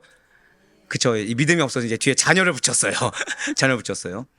이 사랑은 뭐가 나올 수밖에 없냐? 상대에 대한, 그러니까 온리원이죠. 충성입니다. 상대에 대한 헌신이라는 거예요. 자, 그런데 중요한 것은 여러분들이 배우자를 사랑할 때 배우자의 어떤 자격 때문에 사랑하십니까? 그냥 사랑하십니까? 질문이 잘못됐어. 다시요. 자, 여러분들이 자녀를 사랑할 때, 자, 자녀가 서울대를 가야 사랑하십니까? 그냥 사랑하십니까? 야, 하나님 저에게 왜 오늘 호세아를 전하게 하셔서 차라리 아브라함과 이삭을 전하게 하시지. 그래서 훨씬 더 충만하게 했을 텐데. 네. 안타깝게도 지금 이스라엘 백성들은요, 자신들의 어떤 자격이 없음에도 불구하고 사랑을 다해 주시고 자비로움을 주시고 충성을 주시고 헌신을 주신 하나님만을 의지하는 대신에 주변 동맹국의 힘을 의지하려고 했다는 거예요. 여전히 바알을 숭배합니다. 여전히 바알을 의지해요. 물론 그러면서도 더 중요한 거는 그들이 아이러니하게 뭘 좋아했냐? 하나님께 공적으로 예배드리는 걸 좋아했다는 거죠. 자, 지금 마음으로, 삶으로는 어디를 의지하고 있다고요? 바알을 의지하고 있습니다. 그런데 막상 행위는 뭐 하고 있는 거예요? 주일날 이렇게 성경 들고서 하나님께 예배하면서 자랑하는 거죠. 아, 나 교회 갔다 왔어. 나 교회 가서 이게 내 없는 살림에서 헌금을 얼마나 했어. 나 지금 부서를 몇 개나 섬겨. 이러고 있는 겁니다, 지금. 이러고 있는 거예요. 삶을 누구를 의지하고 있다고요? 바알을 의지하고 있는 거예요. 삶의 행태에서는 어떤 향기가 나옵니까? 바알의 향기가 나오는 거죠. 근데 입술로는, 그리고 그들의 외식적인 모습에서는 뭘 자랑하고 있어요? 하나님께 예배드리는 거, 하나님께 제사하는 거, 이것만을 자랑하고 있다는 것입니다. 예, 맞아요. 공적으로 예배드리는 걸 싫어한 것이 아닙니다. 너무 좋아했어요. 그렇지만 그런 모든 예배는 외식에 불과하였습니다. 정작 하나님께서 원하시는, 한번 크게 고백하시겠습니다. 삶의 변화. 예, 맞습니다. 지금 하나님께서는 이스라엘 백성들에게 원하시는 것이 예배를 더 드려라가 아닙니다. 이스라엘 백성들에게 원하시는 것이 예배를 늘려라가 아닙니다. 제발 너희의 삶에 바알의 향기를 제거하라는 겁니다. 제발 너희의 삶에 변화를 보여주라는 것입니다. 그들의 몸은 예배였어요. 하지만 마음과 정신은 우상 숭배였습니다. 그들의 입술은 예배자 믿음이었습니다. 하지만 정작 행하는 언행과 삶이라는 것은 우상에 속한 세상과 사람이었다는 거죠. 따라서 그러한 이스라엘에게 있을 유일한 미래라는 것은 아수르에 의한 패망뿐이 없었다는 거예요. 기회를 받았지만 기회를 스스로가 삶으로 버렸다는 것을 증명해 버렸기 때문에 그들에게 있을 것은 멸망 외에는 없었다는 것입니다. 호세아 13장 6절부터 9절까지의 말씀입니다. 그들이 먹여준 대로 배가 불렀고 배가 부르니 그들의 마음이 교만하여 이로 말미암아 나를 잊었느니라. 자, 지금 하나님께서 은혜를 주셨습니까? 안 주셨습니까? 은혜를 주셨어요. 앞서 말씀드렸죠. 풍요로웠음에도 불구하고 빈부격차가 어땠다고요? 심했습니다. 근데 가난한 백성이라고 해도 어떤 상태예요? 배불리 먹을 수 있는 상태 됐다는 거예요. 그랬더니 그들이 어떻게 됩니까? 교만해졌다는 거죠. 그들의 삶에서 하나님이 있습니까? 없습니까? 없다는 거예요. 7절입니다. 그러므로 내가 그들에게 사자 같고 길가에서 기다리는 표범 같으니라. 내가 새끼 잃은 곰같이 그들을 만나 그의 염통꺼풀을 찢고 거기서 암사자같이 그들을 삼키리라. 들짐승이 그들을 찢으리라. 이스라엘아, 내가 패망하였나니 이는 너를 도와주는 나를 대적함이니라. 아멘. 여기서 우리가 오해하지 말아야 될 것이 있어요. 지금 이스라엘이 입술로는 하나님, 입술로는 제사, 예배라고 했지만 정작 이스라엘 행동은 무엇이었습니까? 정작 자신을 도와주는 하나님을 대적한 행동을 했기 때문에 패망했다는 것입니다. 그런데 여기서 우리가 오해하지 말아야 될 것은 이러한 하나님의 징계라는 것이 호세아에 의하면 자신을 배신한 백성에 의한 무서운 신의 징벌이 아니라는 거예요. 우리가 하나님을 대적했기 때문에 하나님께서 징벌을 내렸다, 이 정도가 아니라는 거죠. 이 패망이, 한번 고백하실게요. 하나님의 사랑. 그렇습니다. 하나님의 사랑과 애정의 표시였다는 거예요. 아모스와 비교할 때 하나님의 징벌이 보이는 무서움과 준엄함에 대한 묘사가 사실 호세아에서는 그렇게 크게 나타나지 않습니다. 아모스서를 보면 너무 무서워요. 이제 우리가 곧 보게 될 텐데 아모스서를 보면 사실은 전하기가 힘들 정도로 두렵습니다. 근데 호세아에서는 그 정도는 아니라는 거예요. 자기 가정의 행복과 안녕을 위해서 탈선한 자식을 회복시키려고 노심초사해야 하는 다정하고도 사랑 깊은 아버지의 모습으로 나타나는 것이 바로 호세아서의 하나님인 것입니다. 이런 하나님의 모습은 죄인들을 위하여 궁극적으로 자기 아들 예수 그리스도를 죽음에 내어주기까지 한 번 더 고백하실게요. 헤세드에 충실하신 아버지로서의 하나님을 깨닫게 한다는 거죠. 그렇습니다. 오늘 여러분들이 기도하실 때 반드시 기억해야 될 것은 헤세드입니다. 하나님께서 여러분들에게 절대로 고백하실게요. 헤세드의 하나님. 그 하나님을 느끼시길 바라요. 나를 위해 헌신하시는 하나님, 나를 위해 충성을 다해 주시는, 정확히 말씀드릴까요? 나를 버리지 않고 계속해서 이끌고 계시는 하나님. 내가 깨닫든 깨닫지 못했든, 내가 알든 모르든 여전히 지난주에 말씀드린 대로 고차원적인 섭리 가운데 나를 지금도 이렇게 인도하시는 하나님. 그것을 우린 뭐라고 말한다고요? 헤세드. 그렇기 때문에 하나님의 징계는 징계 그 자체가 아니라는 거예요. 내가 생각한 계획대로 이루어지지 않는 거 징계 그 자체가 아니라는 거죠. 내가 원했던 기도 제목대로 응답되지 않는 거 징계가 아니라는 것입니다. 왜요? 여러분들의 하나님은 어떤 하나님이라고요? 헤세드의 하나님이라는 거예요. 지금 이 순간에도 내가 체감하든 체감하지 못하든 여러분들에게만 충성을 다하신 하나님입니다. 여러분들에게만 헌신하신 하나님이십니다. 사랑하시기 때문에 멸망으로 유기하기를 원하지 않으냐는 하나님의 뜻하심이 지금 여러분들 삶에 개입하셨다는 거예요. 자, 우리가 오늘 새벽 기도 때 하나님께서 이삭을 막으셨습니까? 애국까지 가게 놔두셨습니까? 막으셨어요. 이럴 때 마음이 어려워지는 거죠. 표정을 봤는데 어떤 분들은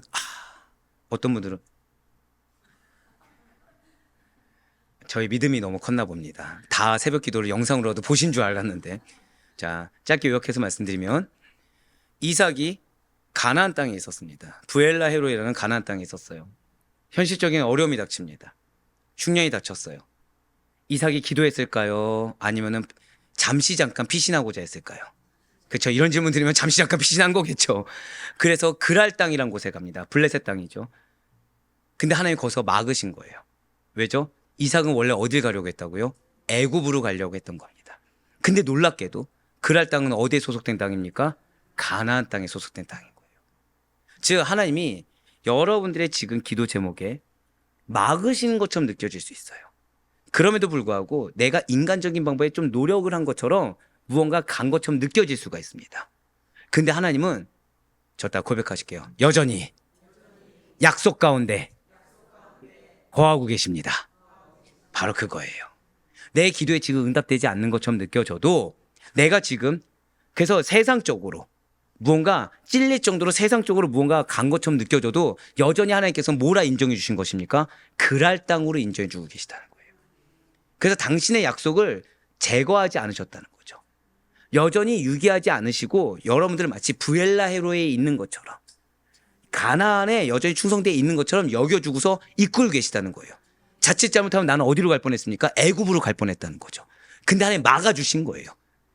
그러니까 나는 내가 계획했던 바가 있었습니다. A라는 것이 있었어요. 근데 이 A가 지금 생각보다 잘 안 되는 겁니다. A가 생각보다 잘 안 되는 거예요. 그러니까 하나님이 마치 막는 것처럼 느껴지는 거죠. 그래서 나는 어느 정도 진전을 한 상태입니다. 그럼 우리 보통 이제 여기서 어떻게 되죠? 도전해서 끝까지 가야 됩니까? 멈춰야 됩니까? 그 대부분 어떻게 하죠? 그동안 고생해온 곳이 있으니까 흔히 이제 칼을 뽑았으면 무라도 잘라야 된다는 마음에 일단 맛이라도 보려고 하는 거죠. 근데 지금 내 상황은 어떻습니까? 하나님 막은 상황이에요. 지금 막은 상황. 그러면 지금 이삭은 현실적인 상황은 어떤 상황이죠? 흉년입니다. 흉년. 먹고 살 게 걱정입니다. 지금 먹고 살 게 없는 거예요. 지금. 그래서 나는 지금 나를 위해서 간 것도 아니죠. 가족을 먹여 살리고자 애굽으로 가고자 한 겁니다. 애굽에 거하려고 간 것도 아니에요. 잠깐 갔다가 다시 오려고 한 겁니다. 근데 하나님 어떠셨다고요? 막으셨다는 거예요. 한번 고백하실게요. 고난이 하나님의 뜻이면 축복이 됩니다. 그걸 기억하셔야 돼요. 그 고난을 믿음으로, 근데 목사님 나는 어떤 길을 가야 될지 모르겠습니다. 멈춰 있는 게 하나의 뜻이라니까요. 그 순간만큼은 인내하는 게 하나의 뜻인 겁니다. 그럼 그 가운데 하나님이 인도를 하신다는 거예요. 지금 나는 인도안 받기 전에 조급해졌다는 거죠. 예, 맞습니다. 지금 하나님께서는 때로는 나에게 가로막는 하나님으로 역사하실 때가 있어요. 근데 이것이 당신의 뜻을 이루시는 하나님이시라는 거죠. 우리가 생각했을 때 이 지점까지 갈 때 막혀야 됩니까? 쭉 가야 됩니까? 쭉 가면 좋겠죠. 왜 예를 들면 왜 태의 열매, 이제 곧 이제 자녀가 이제 결혼하는 곳도 있고 결혼하신 분도 있는데, 자, 보통 이제 자녀가 결혼 안 하면 뭐가 기도 제목이죠? 빨리 결혼했으면 좋겠다. 자, 결혼하면 이제 뭐가 걱정됩니까? 빨리 애가 나왔으면 좋겠다. 자, 애 나오면 이제 끝난가요? 애를 잘 키울 수 있으면 좋겠다. 이 잘의 의미가 상당하죠. 네, 내 손자, 내 손녀는 어때야 됩니까? 키도 커야 되고, 건강해야 되고, 머리는 어때야 되죠? 좋아야 되고, 요즘은 또 그것도 기도 제목도 나오시던데, 탈모가 없게 해달라고. 네, 깜짝 놀랐어요. 예. 기도 제목은 계속해서 나오죠. 근데 문제가 생긴 겁니다. 결혼이 어렵사하게 됐어요. 애가 안 들어서는 겁니다. 어떻게 생각되십니까? 어떻게 생각되십니까? 주실까요, 안 주실까요? 아까 이쪽은 믿음이 좋았는데 지금 이쪽만. 한번 고백하실게요. 믿음대로 될지어다. 네. 하나님이 누군가에게는 허니문 베이비를 허락할 수 있지만 누군가에는 5년 만에 허락할 수도 있고 누군가에게는 7년 만에 허락할 수도 있는 겁니다. 중요한 거는 지금 이 순간에 나의 믿음을 보고 계시다는 거예요. 이루심이라는 건 나에게 있는 것이 아니죠. 하나님께 있는 겁니다. 근데 우리는 때로는 가로막는다고 해서, 때로는 시간이 오래 걸린다고 해서 의심하기 시작한다는 거예요. 내가 먼저 섣불리 마음이 어려워지기 시작한다는 거죠. 근데 성도는 그러한 자가 아닙니다. 죄송하지만 성도는 한번 고백하실게요. 기대하는 자. 성도는 기대하는 자입니다. 우리 옆에 있는 분한테 이렇게 인사하실게요. 우리 기대합시다. 예, 기대하셔야 된다는 거예요. 중요한 거는, 자, 하나님의 뜻하심을 이루기 위해서 어떻게 신대원 가시겠습니까? 그런다고 되는 게 아니라는 거예요. 믿음은 보이지 않는 것들의 실상입니다. 믿음은 바라는 것들의 실상입니다. 내가 바라는 거, 보이지 않는 거, 그걸 믿는 게 믿음이라는 거예요. 주신다고 약속하시면 주십니다. 약속을 주셨으면 그 길에 막는 것도 약속의 일환입니다. 딜레이 되는 것도 약속의 일환이라는 거예요. 그런데 문제는 나의 지금까지 행동이 믿음이 있습니까, 없습니까? 야, 또 여기서는 또 아무도 예, 믿음이 없잖아요, 솔직히.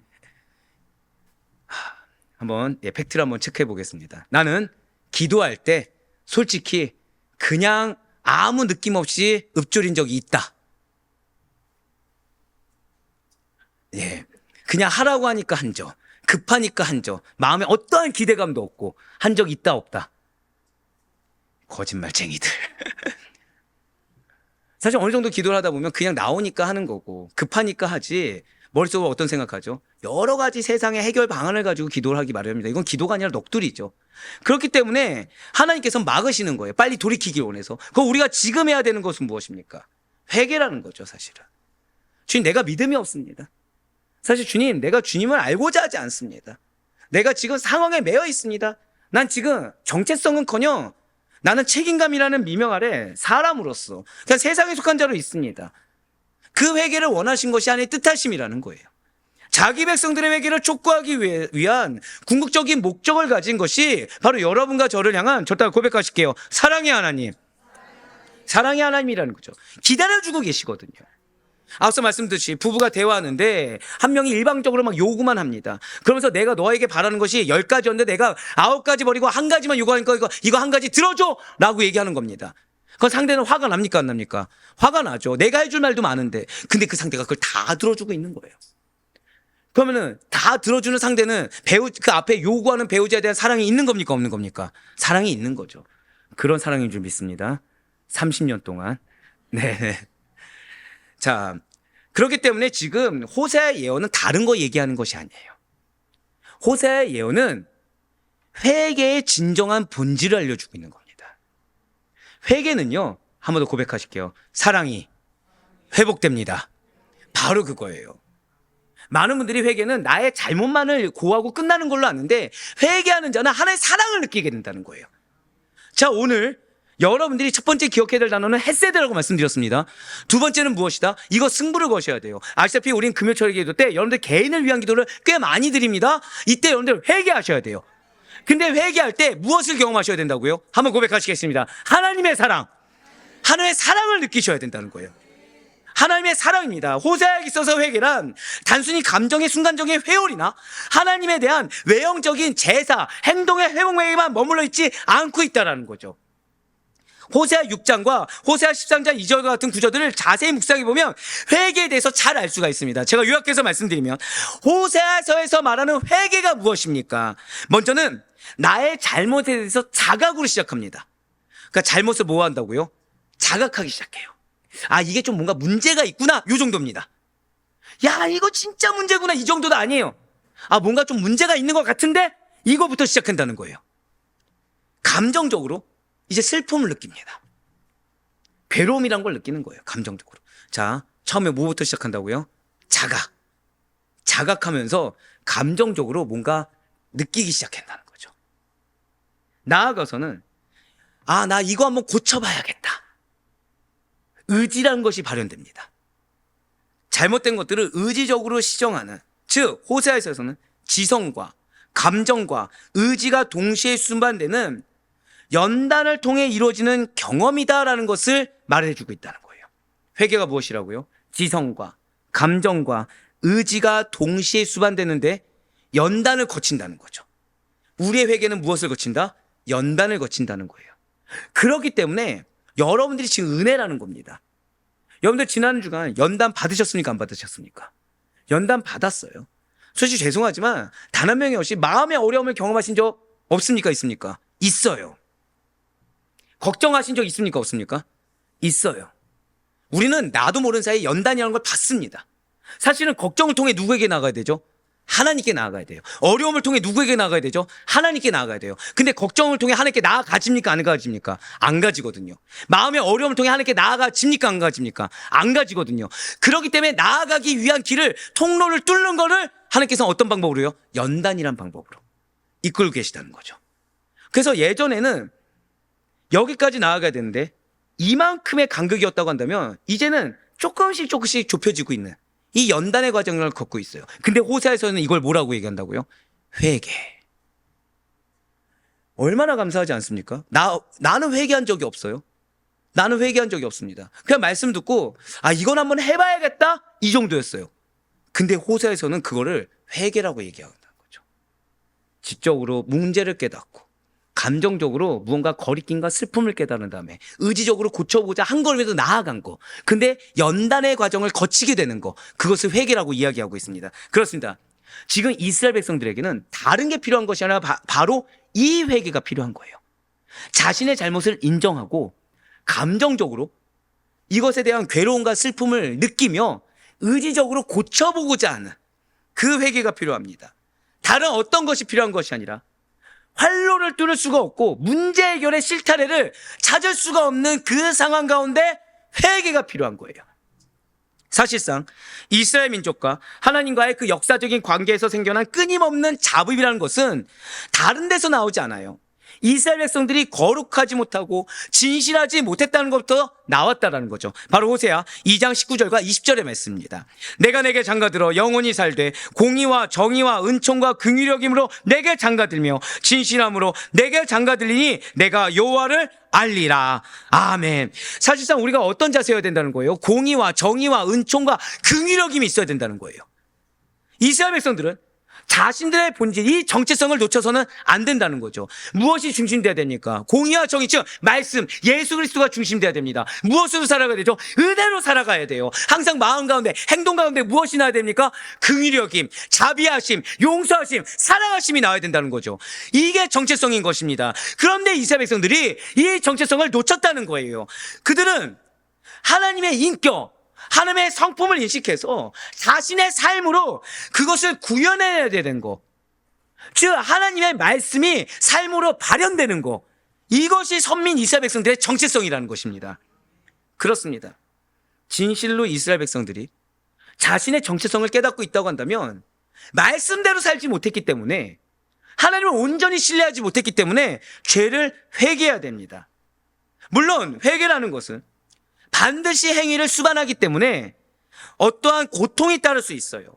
마치 어려움이 가중되는 것처럼 여겨질 수도 있습니다. 억울할 수도 있어요. 그럼에도 불구하고 호세아는 하나님께로 돌아가서 회개하는 길만이, 회개 가운데 무엇을 경험하라? 한 번 더 고백하실게요. 하나님의 사랑. 그렇습니다. 그 하나님의 사랑을 경험하는 것만이 진정으로 사는 길이라는 것을 선포하고 있는 것입니다. 죄인들이 회개할 때 자비하심으로 기다려 주셨고 여전히 유기하지 아니하시사 당신의 약속의 말씀을 우리는 반응하지 않았는데 성취하고 계시는 지금 이 순간에도 절대 고백하실게요. 나를 위해 나의 기업을 이루고 계십니다. 아멘. 그 사랑을 경험해야 된다는 거예요. 여러분들 이번 한 주간 하나님 위해서 얼마나 살아오셨습니까? 이번 한 주간 하나님 위해서 얼마나 헌신되어 사셨습니까? 내 입술이 얼마나 하나님을 찬양했습니까? 근데 하나님은 여러분들을 지금 질책하는 것이 아니라 지금 뭘 말씀하세요? 첫 번째, 헤세드를 말씀하고 계세요. 내가 너를 위해 헌신하고 있고 내가 너를 위해 충성을 다하고 있다. 두 번째, 지금 뭘 말씀하셨죠? 나의 사랑을 체감하라는 거예요.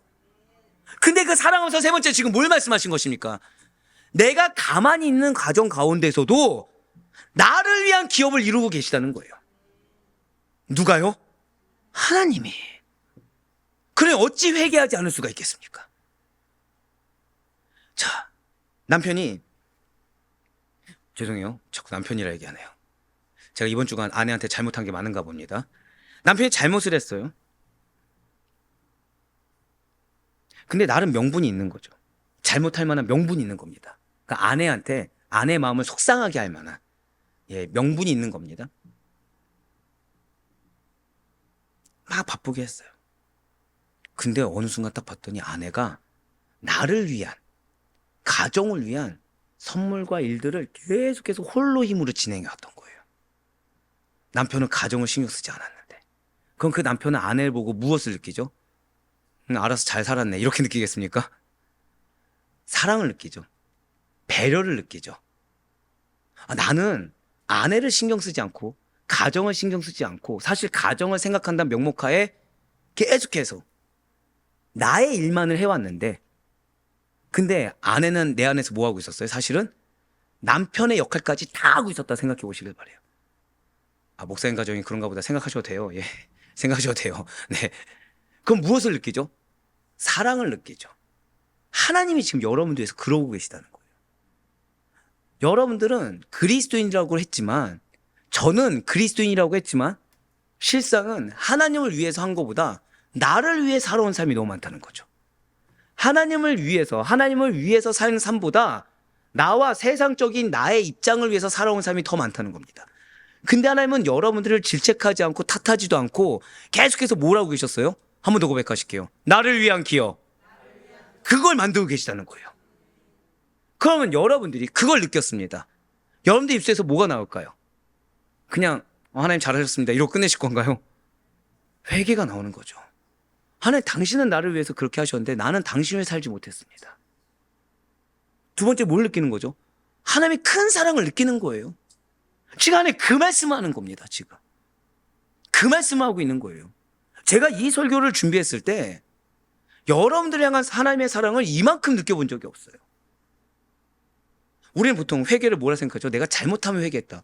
근데 전혀 지금 다른 의미의 회개예요. 한번 고백하실게요. 미안함이에요. 하나님은 나를 위해서 그렇게 해주시고 계시는데 나는 그 하나님을 잊고 살아온 거죠. 하나님은 나를 위해서 그렇게 지금 이 순간에도 해오고 계시는데 나는 그 하나님보다 계속 나 중심이었던 거죠. 마치 호세아가 고멜을 위해서 희생해 왔음에도 불구하고 고멜은 어디만 봤습니까? 개인적인 욕구, 개인적인 편안함, 개인적인 쾌락만을 보고 살아왔고, 고멜이 노예가 되어서야 호세아를 만났을 때 무엇을 느꼈겠습니까? 노예가 돼서 돌아왔을 때 새 자녀를 여전히 잘 양육하고 가정을 잘 유지했던 호세를 보고 고멜이 무엇을 느꼈겠습니까? 미안함, 사랑, 감사, 그게 회개라는 거예요. 회개는 내가 무엇을 잘못했다? 먼저 하나님께 미안해야 됩니다. 회개는 먼저 하나님께 감사해야 됩니다. 회개는 그 큰 하나님의 사랑을 체감하는 거예요. 그게 참된 회개입니다. 그렇기 때문에 하나님께로 돌아가서 회개하는 길만이 지금 이스라엘 백성들이 진정으로 살 길이라고 호세아는 선포할 수가 있었던 거예요. 왜요? 자기가 그걸 경험했거든요. 자기가 그 삶을 살았거든요. 죄인들이 회개할 때 사랑하심으로, 자비하심으로 인내하사 용서하시는 주님의 마음을 체감할 수 있어야 됩니다. 그리고 여러분과 저 또한 이 땅 가운데 이러한 하나님의 사랑을 받은 자로서, 이러한 하나님의 자비하심을 받은 자로서 그분의 선한 향기를 드러낼 수 있어야 된다는 거예요. 여러분들 가정에서, 여러분들 배우자가, 여러분들 자녀가 이러한 하나님의 사랑을 경험할 수 있게 간절히 소망합니다. 여러분들 속해 있는 직장에서 바로 이러한 하나님의 사랑을 여러분들 통해 경험하길 바래요. 왜 나만 이렇게 일해야 되냐? 왜 나만 인생해야 되냐? 왜 나만 참아야 되냐? 이런 말이 아니라 주여 나를 택하여 주셔서 감사합니다. 주여 나로 경험하게 해주셔서 감사합니다. 주여 내가 경험하지 못했고 내가 느끼지 못했는데 사실 나를 위해 이렇게 만들어주고 계셔서 감사합니다. 이 고백이 나와야 된다는 거예요. 그것이 여러분들의 그 모든 상황 가운데 가로막았든 잘 안 풀리든 응답이 되었든 그 모든 범사 가운데 우리에게 주시는 하나님의 뜻하심인 거예요. 내가 너를 사랑하노라. 그렇습니다. 호세아는 지금 회개함으로 사랑의 하나님, 회개함으로 자비의 하나님을 만나라고 선포하고 있어요. 이렇게 호세아가 선포하는 회개의 메시지는 총 3가지입니다. 그리고 이 메시지가 호세아서의 중심 주제이자 여러분들에게 주시는 하나님의 음성이에요. 여러분들에게 주시는 하나님의 약속인 것입니다. 회개 메시지 첫 번째는 고난받을 때 하나님께로 돌아가라는 거예요. 정확히 말씀드리면 고난받을 때 먼저 하나님을 바라보라는 것입니다. 호세아 6장 1절의 말씀입니다. 오라 우리가 여호와께로 돌아가자. 여호와께서 우리를 찢으셨으나 도로낫게 하실 것이요 우리를 찢으셨으나 싸매어 주실 것임이라. 아멘. 진실 하나님께서는 심판의 예고와 더불어서 항상 회개를 촉구하십니다. 이제 이스라엘은 하나님을 떠났다는 사실이 얼마나 고통이 되는지를 느끼기 시작했어요. 안타깝지만 이것은 우리 역시 마찬가지입니다. 우리가 고난을 당하기 시작했을 때 그제서야 우리는 평소에 내가 의지했던 거, 평소에 내가 의뢰했던 것이 사실은 쓸데가 없었다, 변해버렸다는 것을 깨닫습니다. 그러한 것들이 아무런 의지와 아무런 위로가 되지 못한 것을 인식한다라는 거예요. 그리고 이미 하나님께서는 그러한 사실을 충분히 알고 계시다는 거죠. 그렇기 때문에 이스라엘 백성들을 향해서 고난받을 때 나를 간절히 구하라고 하시면서 뭐라고 말씀하십니까? 도로 낫게 하실 거라는 거예요. 누가 낫게 하십니까? 하나님께서 낫게 하신다는 거죠. 누가 싸매어 주십니까? 하나님께서 싸매어 주신다는 거예요. 그러니 고난받을 때 말로만 하나님을 의지한다고 하면서 하나님께 일방통행식으로 계속 쏟아내지만 말고 진짜 하나님의 사랑을 경험하라는 거예요. 저 다 고백하실게요. 고난받을 때 하나님의 사랑을 경험하라. 바로 그거예요. 고난받을 때 하나님께로 돌아가자. 즉 하나님의 사랑을 경험할 수 있는 우리가 되길 간절히 소망합니다. 진실로 고난은 여러분과 저를 정화시켜주는 역할을 합니다. 무엇으로요? 하나님의 사랑으로 정화시켜주는 역할을 해요. 더 이상 바벨론이나 아수르가 삶의 지주가 될 수 없음을 알게 됩니다. 재물, 명예, 권력, 사랑, 세상이 우리의 생명을 보존해 주지 못해요. 우리의 미래를 보장해 주지 못합니다. 그러므로 호세아 선지자는 오늘 본문 1절에서 다시 한번 더 보여주세요. 녹색으로 표현된 오라 우리가 여호와께로 돌아가자라고 권면합니다. 돌아가면 무엇을 경험한다고요? 하나님의 사랑을 경험하게 되는 거예요. 여전히 그 좋았던 환경을 버리고 도망가서 기껏 노예로 돌아온 나와 같은 존재를 이 가정을 잘 구축해 놓은, 이 기업을 잘 구축해 놓은 하나님을 만날 수 있도록 기다려주고 계시다는 거예요. 나는 그 기업을 내가 이루는 것 같아요. 하지만 그래서 내가 좌충우돌하는 중에서도 지금 하나님의 기업은, 저다 고백하실게요. 나의 기업은 탄탄히 올라가고 있습니다. 바로 그거예요. 그거 얼마나 감사합니까? 그걸 보면 낫겠습니까? 안 낫겠습니까? 낫게 되는 거죠. 그걸 보면은 내 상처는 하나님이 주신 것입니까? 세상이 준 겁니까? 세상이 준 거죠. 자, 고멜을 누가 버렸죠? 호세아가 버렸습니까? 하나님이 버렸습니까? 세상이 버렸죠. 노예를 누가 만들었습니까? 세상이 만들었죠. 근데 정작 고멜을 품은 건 누구입니까? 호세아죠. 하나님이 품어주십니다. 진실로 하나님께서는 재앙과 구원, 심판과 은혜의 권세를 지니신 유일하신 분이세요. 우리가 고난당할 때, 우리가 뭔가 막힌 것 같을 때, 우리가 잘 풀리지 않았을 때 신속하게 하나님께로 돌아가는 것이 그 절망에서 희망으로, 그 어둠에서 빛으로 갈 수 있는 유일한 길이 되는 것입니다. 하나님께서는 왜 이스라엘을 저렇게 찢으신 것입니까? 왜 치신 것입니까? 그들이 배반했기 때문인 거죠. 그래서 돌아올 수밖에 없는 환경을 마련해 주시는 것입니다. 내가 이해할 수 없는 상황을 왜 주십니까? 하나님만이 해결할 수 있다는 걸 알게 하기 위함이에요. 그 하나님의 기적을 경험하라는 것입니다. 배반은 하나님과의 관계를 단절시키죠. 하지만 배반으로 말미암아 유리된 결과를 가져온 우리를 하나님께서는 품어주고 계시다는 거예요. 하나님께서는 절대 고백하실게요. 나를 위해 여호와 이레. 예, 맞습니다. 배반한 나를 위해서 하는 것은 여호와 이레로 준비하고 계시다는 거예요. 근데 눈앞에 낭떠러지가 없으면, 내가 고난당해서 상처받지 않으면 돌아올 생각 하겠습니까? 안 하겠죠. 고멜이 돌아갔어요. 세상적으로 잘 풀려요. 많은 부경을 누려요. 호세아에게 돌아가겠습니까? 안 돌아간다는 거죠. 돌아오라는 거예요. 그 사랑을 경험하라는 거예요. 회복을 경험하라는 거예요.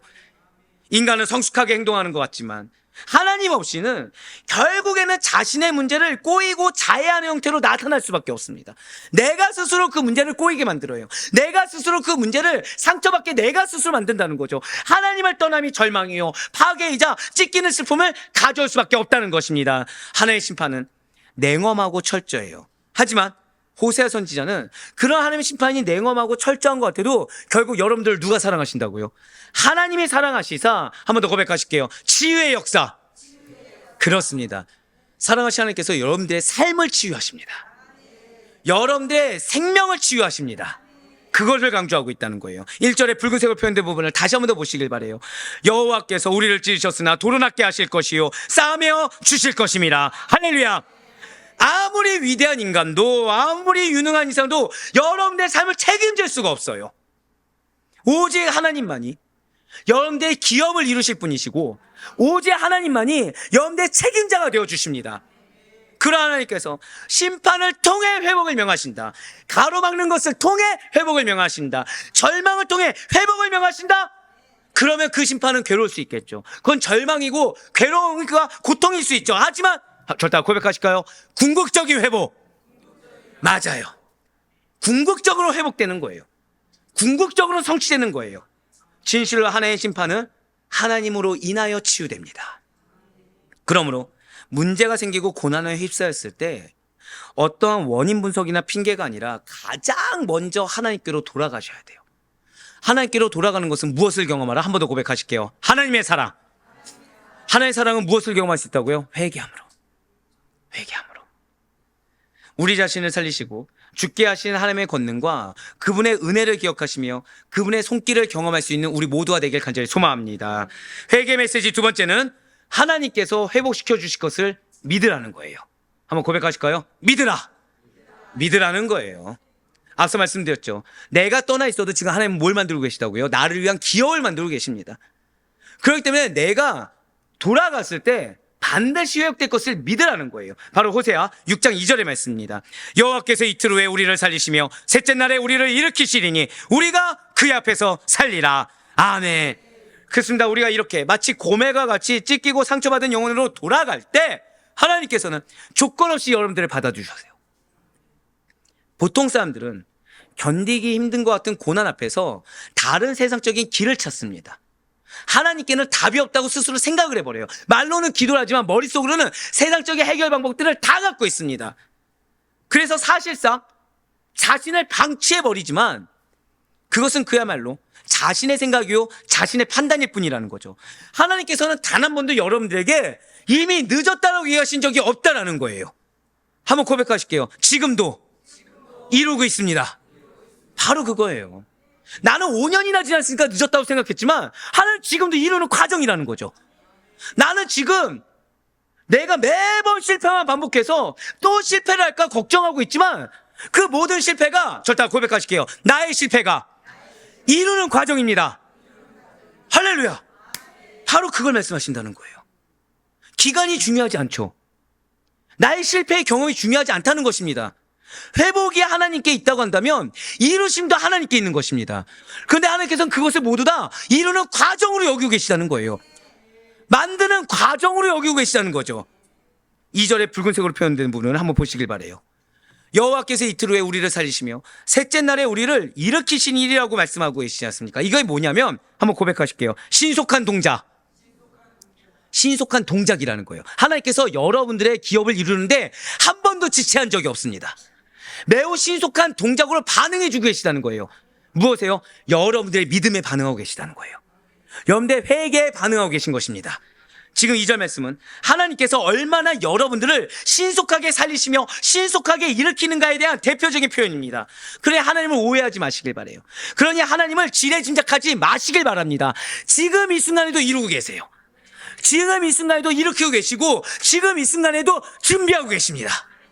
인간의 능력과 같은 수준으로 우리가 생각해서는 안 된다는 거예요. 지금 이틀 후에라고, 이틀이라고 언급된 표현은 이스라엘 회복이 신속하고도 분명할 것이다 라는 것을 예고해주는 표현입니다. 또 한편으로는 시체를 매장하는 날이 바로 제3일입니다. 셋째 날이죠. 즉 셋째 날이라는 것은 죽은 자에게는 아무런 희망도 가질 수 없는 시기라는 거예요. 즉 여러분들의 삶이 아무런 희망이 없을 때도 하나님을 살리신다는 겁니다. 내 눈에 아무런 계산도 안 서요. 어떻게 타개해야 될지 모르겠고 어떻게 다시 시작해야 될지 모르겠습니다. 그때도 일으키신다는 거예요. 소망이 하나님께 있습니다. 그거 믿으라는 거예요. 지금 어떠한 죄인이라고 하더라도 회개하고 하나님께 쓰임받는 데 있어서, 하나님의 약속을 성취하는 데 있어서 전혀 가능성이 없거나 전혀 소망이 없다고 생각할 필요가 없다는 겁니다. 내 눈에는 내 배우자가, 내 눈에는 내 자녀가, 내 눈에는 내 눈앞에 놓인 상황이 지금 죽은 것 같아요. 그냥 살릴 가망성이 안 보이는 것 같습니다. 그렇지만 하나님은 살리신다는 거예요. 일으키신다는 거예요. 회개하면 되는 거예요. 회개하고 하나님의 사랑을 체감하시면 되는 겁니다. 그 사랑의 강력함으로 여러분들의 삶에 사랑의 삶으로 그 향기가 드러나면 되는 것입니다. 이제 우리는 하나님의 살리심과 구원이 신속하게 임함을 알고 기대함으로 이번 기도 시간 때, 자, 첫 번째가 무엇을 기억하라? 헤세드였습니다. 두 번째가 무엇이었죠? 회개는 무엇을 느낀다? 사랑을 느낀다. 세 번째가 무엇입니까? 네. 자, 여러분들의 기업은 지금도 이루어지고 있다는 거예요. 그러면서 하나 더 기억해야 될 것은 이 기업을 일으켜 주시는 하나님을 만나야 되는 것입니다. 네 번째가 무엇이라고요? 지금 나를 일으켜 주시는 주님을 만나라는 거예요. 회개 메시지 세 번째는 하나님을 알고자 노력하라는 거예요. 지금까지는 괜찮습니다. 지금까지는 내가 몰라도 하나님 만들어 주셨어요. 내가 잘 몰라도 하나님이 친히 직접 이끌어 주셨습니다. 오늘 본문 6장 3절의 말씀입니다. 그러므로 우리가 여호와를 알자, 힘써 여호와를 알자. 그의 나타나심은 새벽빛같이 어김없나니 비와 같이 땅을 적시는 늦은 비와 같이 우리에게 임하시리라 하니라. 아멘. 사실 호세아서의 전체 주제는 결혼이 아닙니다. 한번 고백하실까요? 하나님을 아는 지식. 그렇습니다. 호세아서의 전체 주제는 결혼이 아니라 하나님을 아는 지식입니다. 북이스라엘과 남유다가 망한 이유가 무엇입니까? 교만해졌기 때문이에요. 왜 교만했죠? 하나님의 위대하신가 그분의 참된 모습을 몰랐기 때문입니다. 진실로 바르게 알 때 바르게 믿을 수가 있습니다. 하나님을 바르게 아는 것에 참된 자유와 행복이 있다라는 거예요.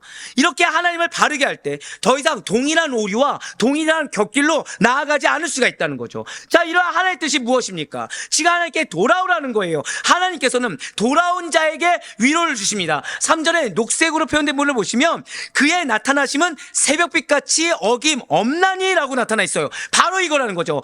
하나님의 여러분들에 대한 은혜라는 것은 어두운 밤이 지나고 새벽 빛이 오듯이 확고하게 준비되어 있다는 거예요.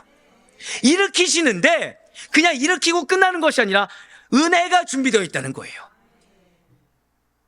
그렇지만 하나님을 배반하고 떠났을 때는 이 은혜가 거두어졌습니다. 그러나 이제 준비된 하나님의 은총이라는 것은 남은 자 된 여러분들에게, 남은 자 된 이스라엘에게 확실하게 베풀어진다는 거죠. 제가 이 말씀을 쓰면서 얼마나 감사했는지 모릅니다. 왜요? 이 부분 때문이에요. 고통과 슬픔은, 고난과 괴로움은 옛일이 될 것입니다. 아련한 추억이 될 것입니다. 또 다른 낙심해져 있는 자에게 여러분들은 위로의 대상이 될 것입니다. 저 다 고백하실게요. 내가 위로의 대상입니다. 그렇습니다. 위로의 대상이 된다는 거예요. 포기하지 않고 강구한 자, 포기하지 않고 남아있는 자로서의 간증이 될 것입니다. 3절에 붉은색으로 표현된 부분도 보시길 바라요. 그런데 어떻게 여러분들을 이렇게 위로자로, 증거자로 삼아주시는 것입니까? 어떻게 하나님의 은혜를 주시겠다는 것입니까? 우리 붉은색 글씨 다 같이 읽겠습니다. 시작.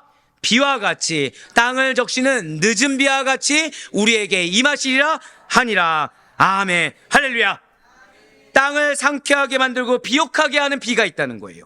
적절하게 곡식이 자라고 과실을 맺게 만드는 비라는 거죠. 진실로 그리스도 안에서 얻는 하나님의 은혜라는 것은, 한번 고백하실까요? 늦은 비, 이른 비, 바로 그거라는 거예요. 파종에 필요한 비입니다. 곡식을 여물게 하는 비입니다. 우리 이걸 뭐라고 하죠? 때를 따라 돕는 비를 내리신다는 거예요. 하나님의 놀라운 축복이 여러분들에게 예비되어 있다는 것입니다. 언제요? 회개함으로, 하나님의 사랑을 느끼고 다시 한 번 더 기대함으로 이 기업이 지금도 이루어짐을 깨닫고 증거자로서 나아갔을 때 여러분들의 때를 따라 돕는 비가 무엇인지 경험하게 될 줄 믿으시길 바라겠습니다. 이러한 적절하다 못해 차고 넘치는 하나님의 놀라운 은총과 위로의 설문이 여러분들의 것임을 믿으시길 바라요. 사랑하는 성도 여러분들, 혹시 이번 주간, 아니 요즘 들어서 자꾸 고난만 있는 것 같고, 슬픔만 있는 것 같고, 매너리즘만 있는 것 같고, 마음의 어려움만 있는 것 같습니까? 오늘 이스라엘 백성들처럼, 오늘 돌아오기 전에 고멜처럼 얽힌 실타래를 어디서 풀어야 될지 모르는, 곳곳을 둘러봐도 해결이 보이지 않는 문제더미 여러분들 눌려 계십니까? 머리로는 아는데 실제로 나의 삶으로는 적용이 안 되고, 이 말씀이 은혜라고 하는데 그 순간은 은혜가 되지만 나의 삶으로 들어가서는 전혀 힘도 안 되고 은혜도 안 되고 능력도 안 되고, 오히려 시험만 있고 시련만 있고, 오히려 나는 계속 십자가와 골고다만 언덕을 올라가는 것은 그런 괴로운 가운데 있습니까? 하나님께서 나를 향한, 정확히는 나에게 지금 당면한 문제에 대한 어떠한 해결의 의지가 하나님께는 없는 것처럼 느껴지십니까? 감정을 믿지 마세요. 왜곡된 생각을 믿지 마시길 바랍니다. 가장 먼저 하나님께 돌아가세요. 하나님께서 어떤 분인지 다시 배우시길 바랍니다. 하나님께서는, 한 번 더 마지막으로 선포하실게요. 사랑의 하나님. 그렇습니다. 사랑의 하나님으로서 여러분들을 버린 적이 없으십니다. 하나님께서는 지금 이 순간에도 나를 위한 기업을 만들어주고 계시고요. 하나님께서는 지금 이 순간에도 여러분들을 일으킬 준비를 하고 계십니다. 하나님께서는 지금 이 순간에도 일어난 자에게 또 어떤 준비예요? 때를 따라 돕는 비를 준비하고 계십니다. 오늘 말씀을 하면서 정말 우리가 하나님을 모르는구나, 회개한다고 하면서, 지금 금식하면 제가 항상 70%가 회개라고 말씀드렸잖아요. 사랑을 느꼈나? 라고 되새기게 되는 거예요. 한 번도 사랑을 느껴본 적이 없더라고요. 회개하면서 감사를 한 적은 있습니다. 하나님의 사랑을 경험한 적이 없는 거예요. 근데도 하나님께서 응답하십니까? 안 하십니까? 해주셨다는 거예요. 여러분들 향한 하나님의 사랑을 경홀히 여기지 마시길 바래요. 지금 내가 느끼냐 느끼지 못하냐 이것이 중요하지 않습니다. 하나님께서는 여러분들이 생각하지 못한 방법과 때로 여러분들을 일으키시고 세워주시고 풍성한 열매를 맺게 하십니다. 어쩜 우리는 지금까지 하나님을 오해했을 수 있습니다. 어쩜 우리는 지금까지 하나님을 잘못 알고 있을 수도 있습니다. 하지만 이제 늦지 않았다는 거예요. 진실한 하나님께서는 자기에게로 돌아오는 백성을 향해서 놀라운 은혜를 준비하고 계시다는 사실을 잊지 마시길 바라요. 그 은혜를 준비하는데 뭣도 만들면서요, 내 기업을 지금 만들어가면서, 그리고 그래서 오늘 호세아는 우상 숭배로 하나님과 멀어진 이스라엘 백성들을 향해, 그리고 오늘날 여러분과 저를 향해 딱 한마디 하는 거예요. 하나님께로 돌아가자. 사랑 우리 성도 여러분들, 오늘 호세아 선지자는 고멜을 위해 그리고 이스라엘 백성들을 위해 희생했습니다. 이상하게 여기지 않았어요. 당연하게 여겼습니다. 그리고 이는 성도들을 위해 희생하신 예수 그리스도를 생각하게 합니다. 이러한 예수 그리스도의 희생으로 인해서 모든 성도는 새 생명을 얻은 거예요. 여러분과 저는 그러한 하나님의 예수님의 사랑하심과 자비하심의 빚진 자들입니다. 가장 먼저 우리는 이 빚진 자라는 정체성을 기억해야 된다는 거죠. 무가치한 고멜을 용서하고 받아들이는 호세아처럼 빚진 자 된 성도 역시도 뉘우치고 돌아오는 자들에게, 아니 정확히는 나에게 붙여준 영혼이 누구가 됐든지 간에 내가 받은 하나님의 사랑을 그대로 증거할 수 있어야 됩니다. 내가 받은 하나님의 은혜를 그대로 증거하면서 나의 모습을 통해 어떠한 부정적인 모습이 아니라, 어떠한 인간적인 모습이 아니라 정체성에 합당한, 마지막 한 번 더 고백하실게요. 기대하라. 기대할 수 있어야 됩니다. 분명 이스라엘은 우상 숭배와 교만한 모습을 인해서 패망하게 될 것입니다. 그들의 패망은 하나님을 대적하는 자들의 운명임을 알려줍니다. 하지만 회개하는 자들을 회복시켜 주시사 당신의 사랑으로 하나님의 자비가 임하게 됨을 기뻐하는 남은 자들도 존재한다는 사실을 잊지 마시길 바라요. 오늘 호세아를 통해서 하나님께서는 이스라엘을 향한, 그리고 여러분과 저를 향한 하나님의 영원한 사랑과 그로 인해서 지금 이 순간에도 누구를 위한 기업이요? 나를 위한 기업을 만들고 계시다. 그리고 지금 이 순간에도 회복의 약속, 정확히 무엇이죠? 때를 따라 돕는 은혜. 지금 이 순간에도 일으켜 주실 여호와의 일에 그거를 준비하고 계시다고 약속해 주셨습니다. 이제 우리는 기도하며 나아가요. 어떤 마음으로 나아가야 됩니까? 나의 부정적이고도 죄악된 마음에 대해서 회개하는 마음으로 나아가야 돼요. 회개하는 자 무엇을 경험한다고요? 하나님의 사랑입니다. 오늘 여러분들 미션은 다른 거 아니에요. 헤세드. 나는 과연 하나님께 헤세드로 반응하고 있는지, 하나님의 헤세드를 내가 경험하고 있는지를 한번 여러분 느껴보시길 바라요. 더불어서 여러분들 회개하시길 바랍니다.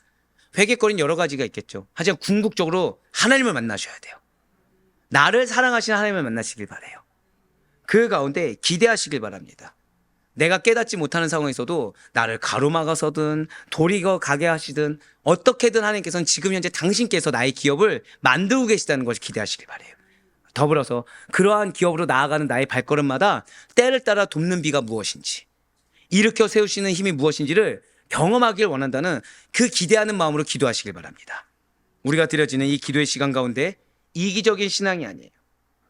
오히려 호세아와 같이 하나님의 뜻을 알아 나뿐만 아니라 나에게 허락된 영혼과 공동체 모두에게 여러분들이 하나의 은혜의 통로가 될 수 있기를, 하나의 간증의 귀한 도구가 될 수 있기를 주님의 이름으로 간절히 축원합니다.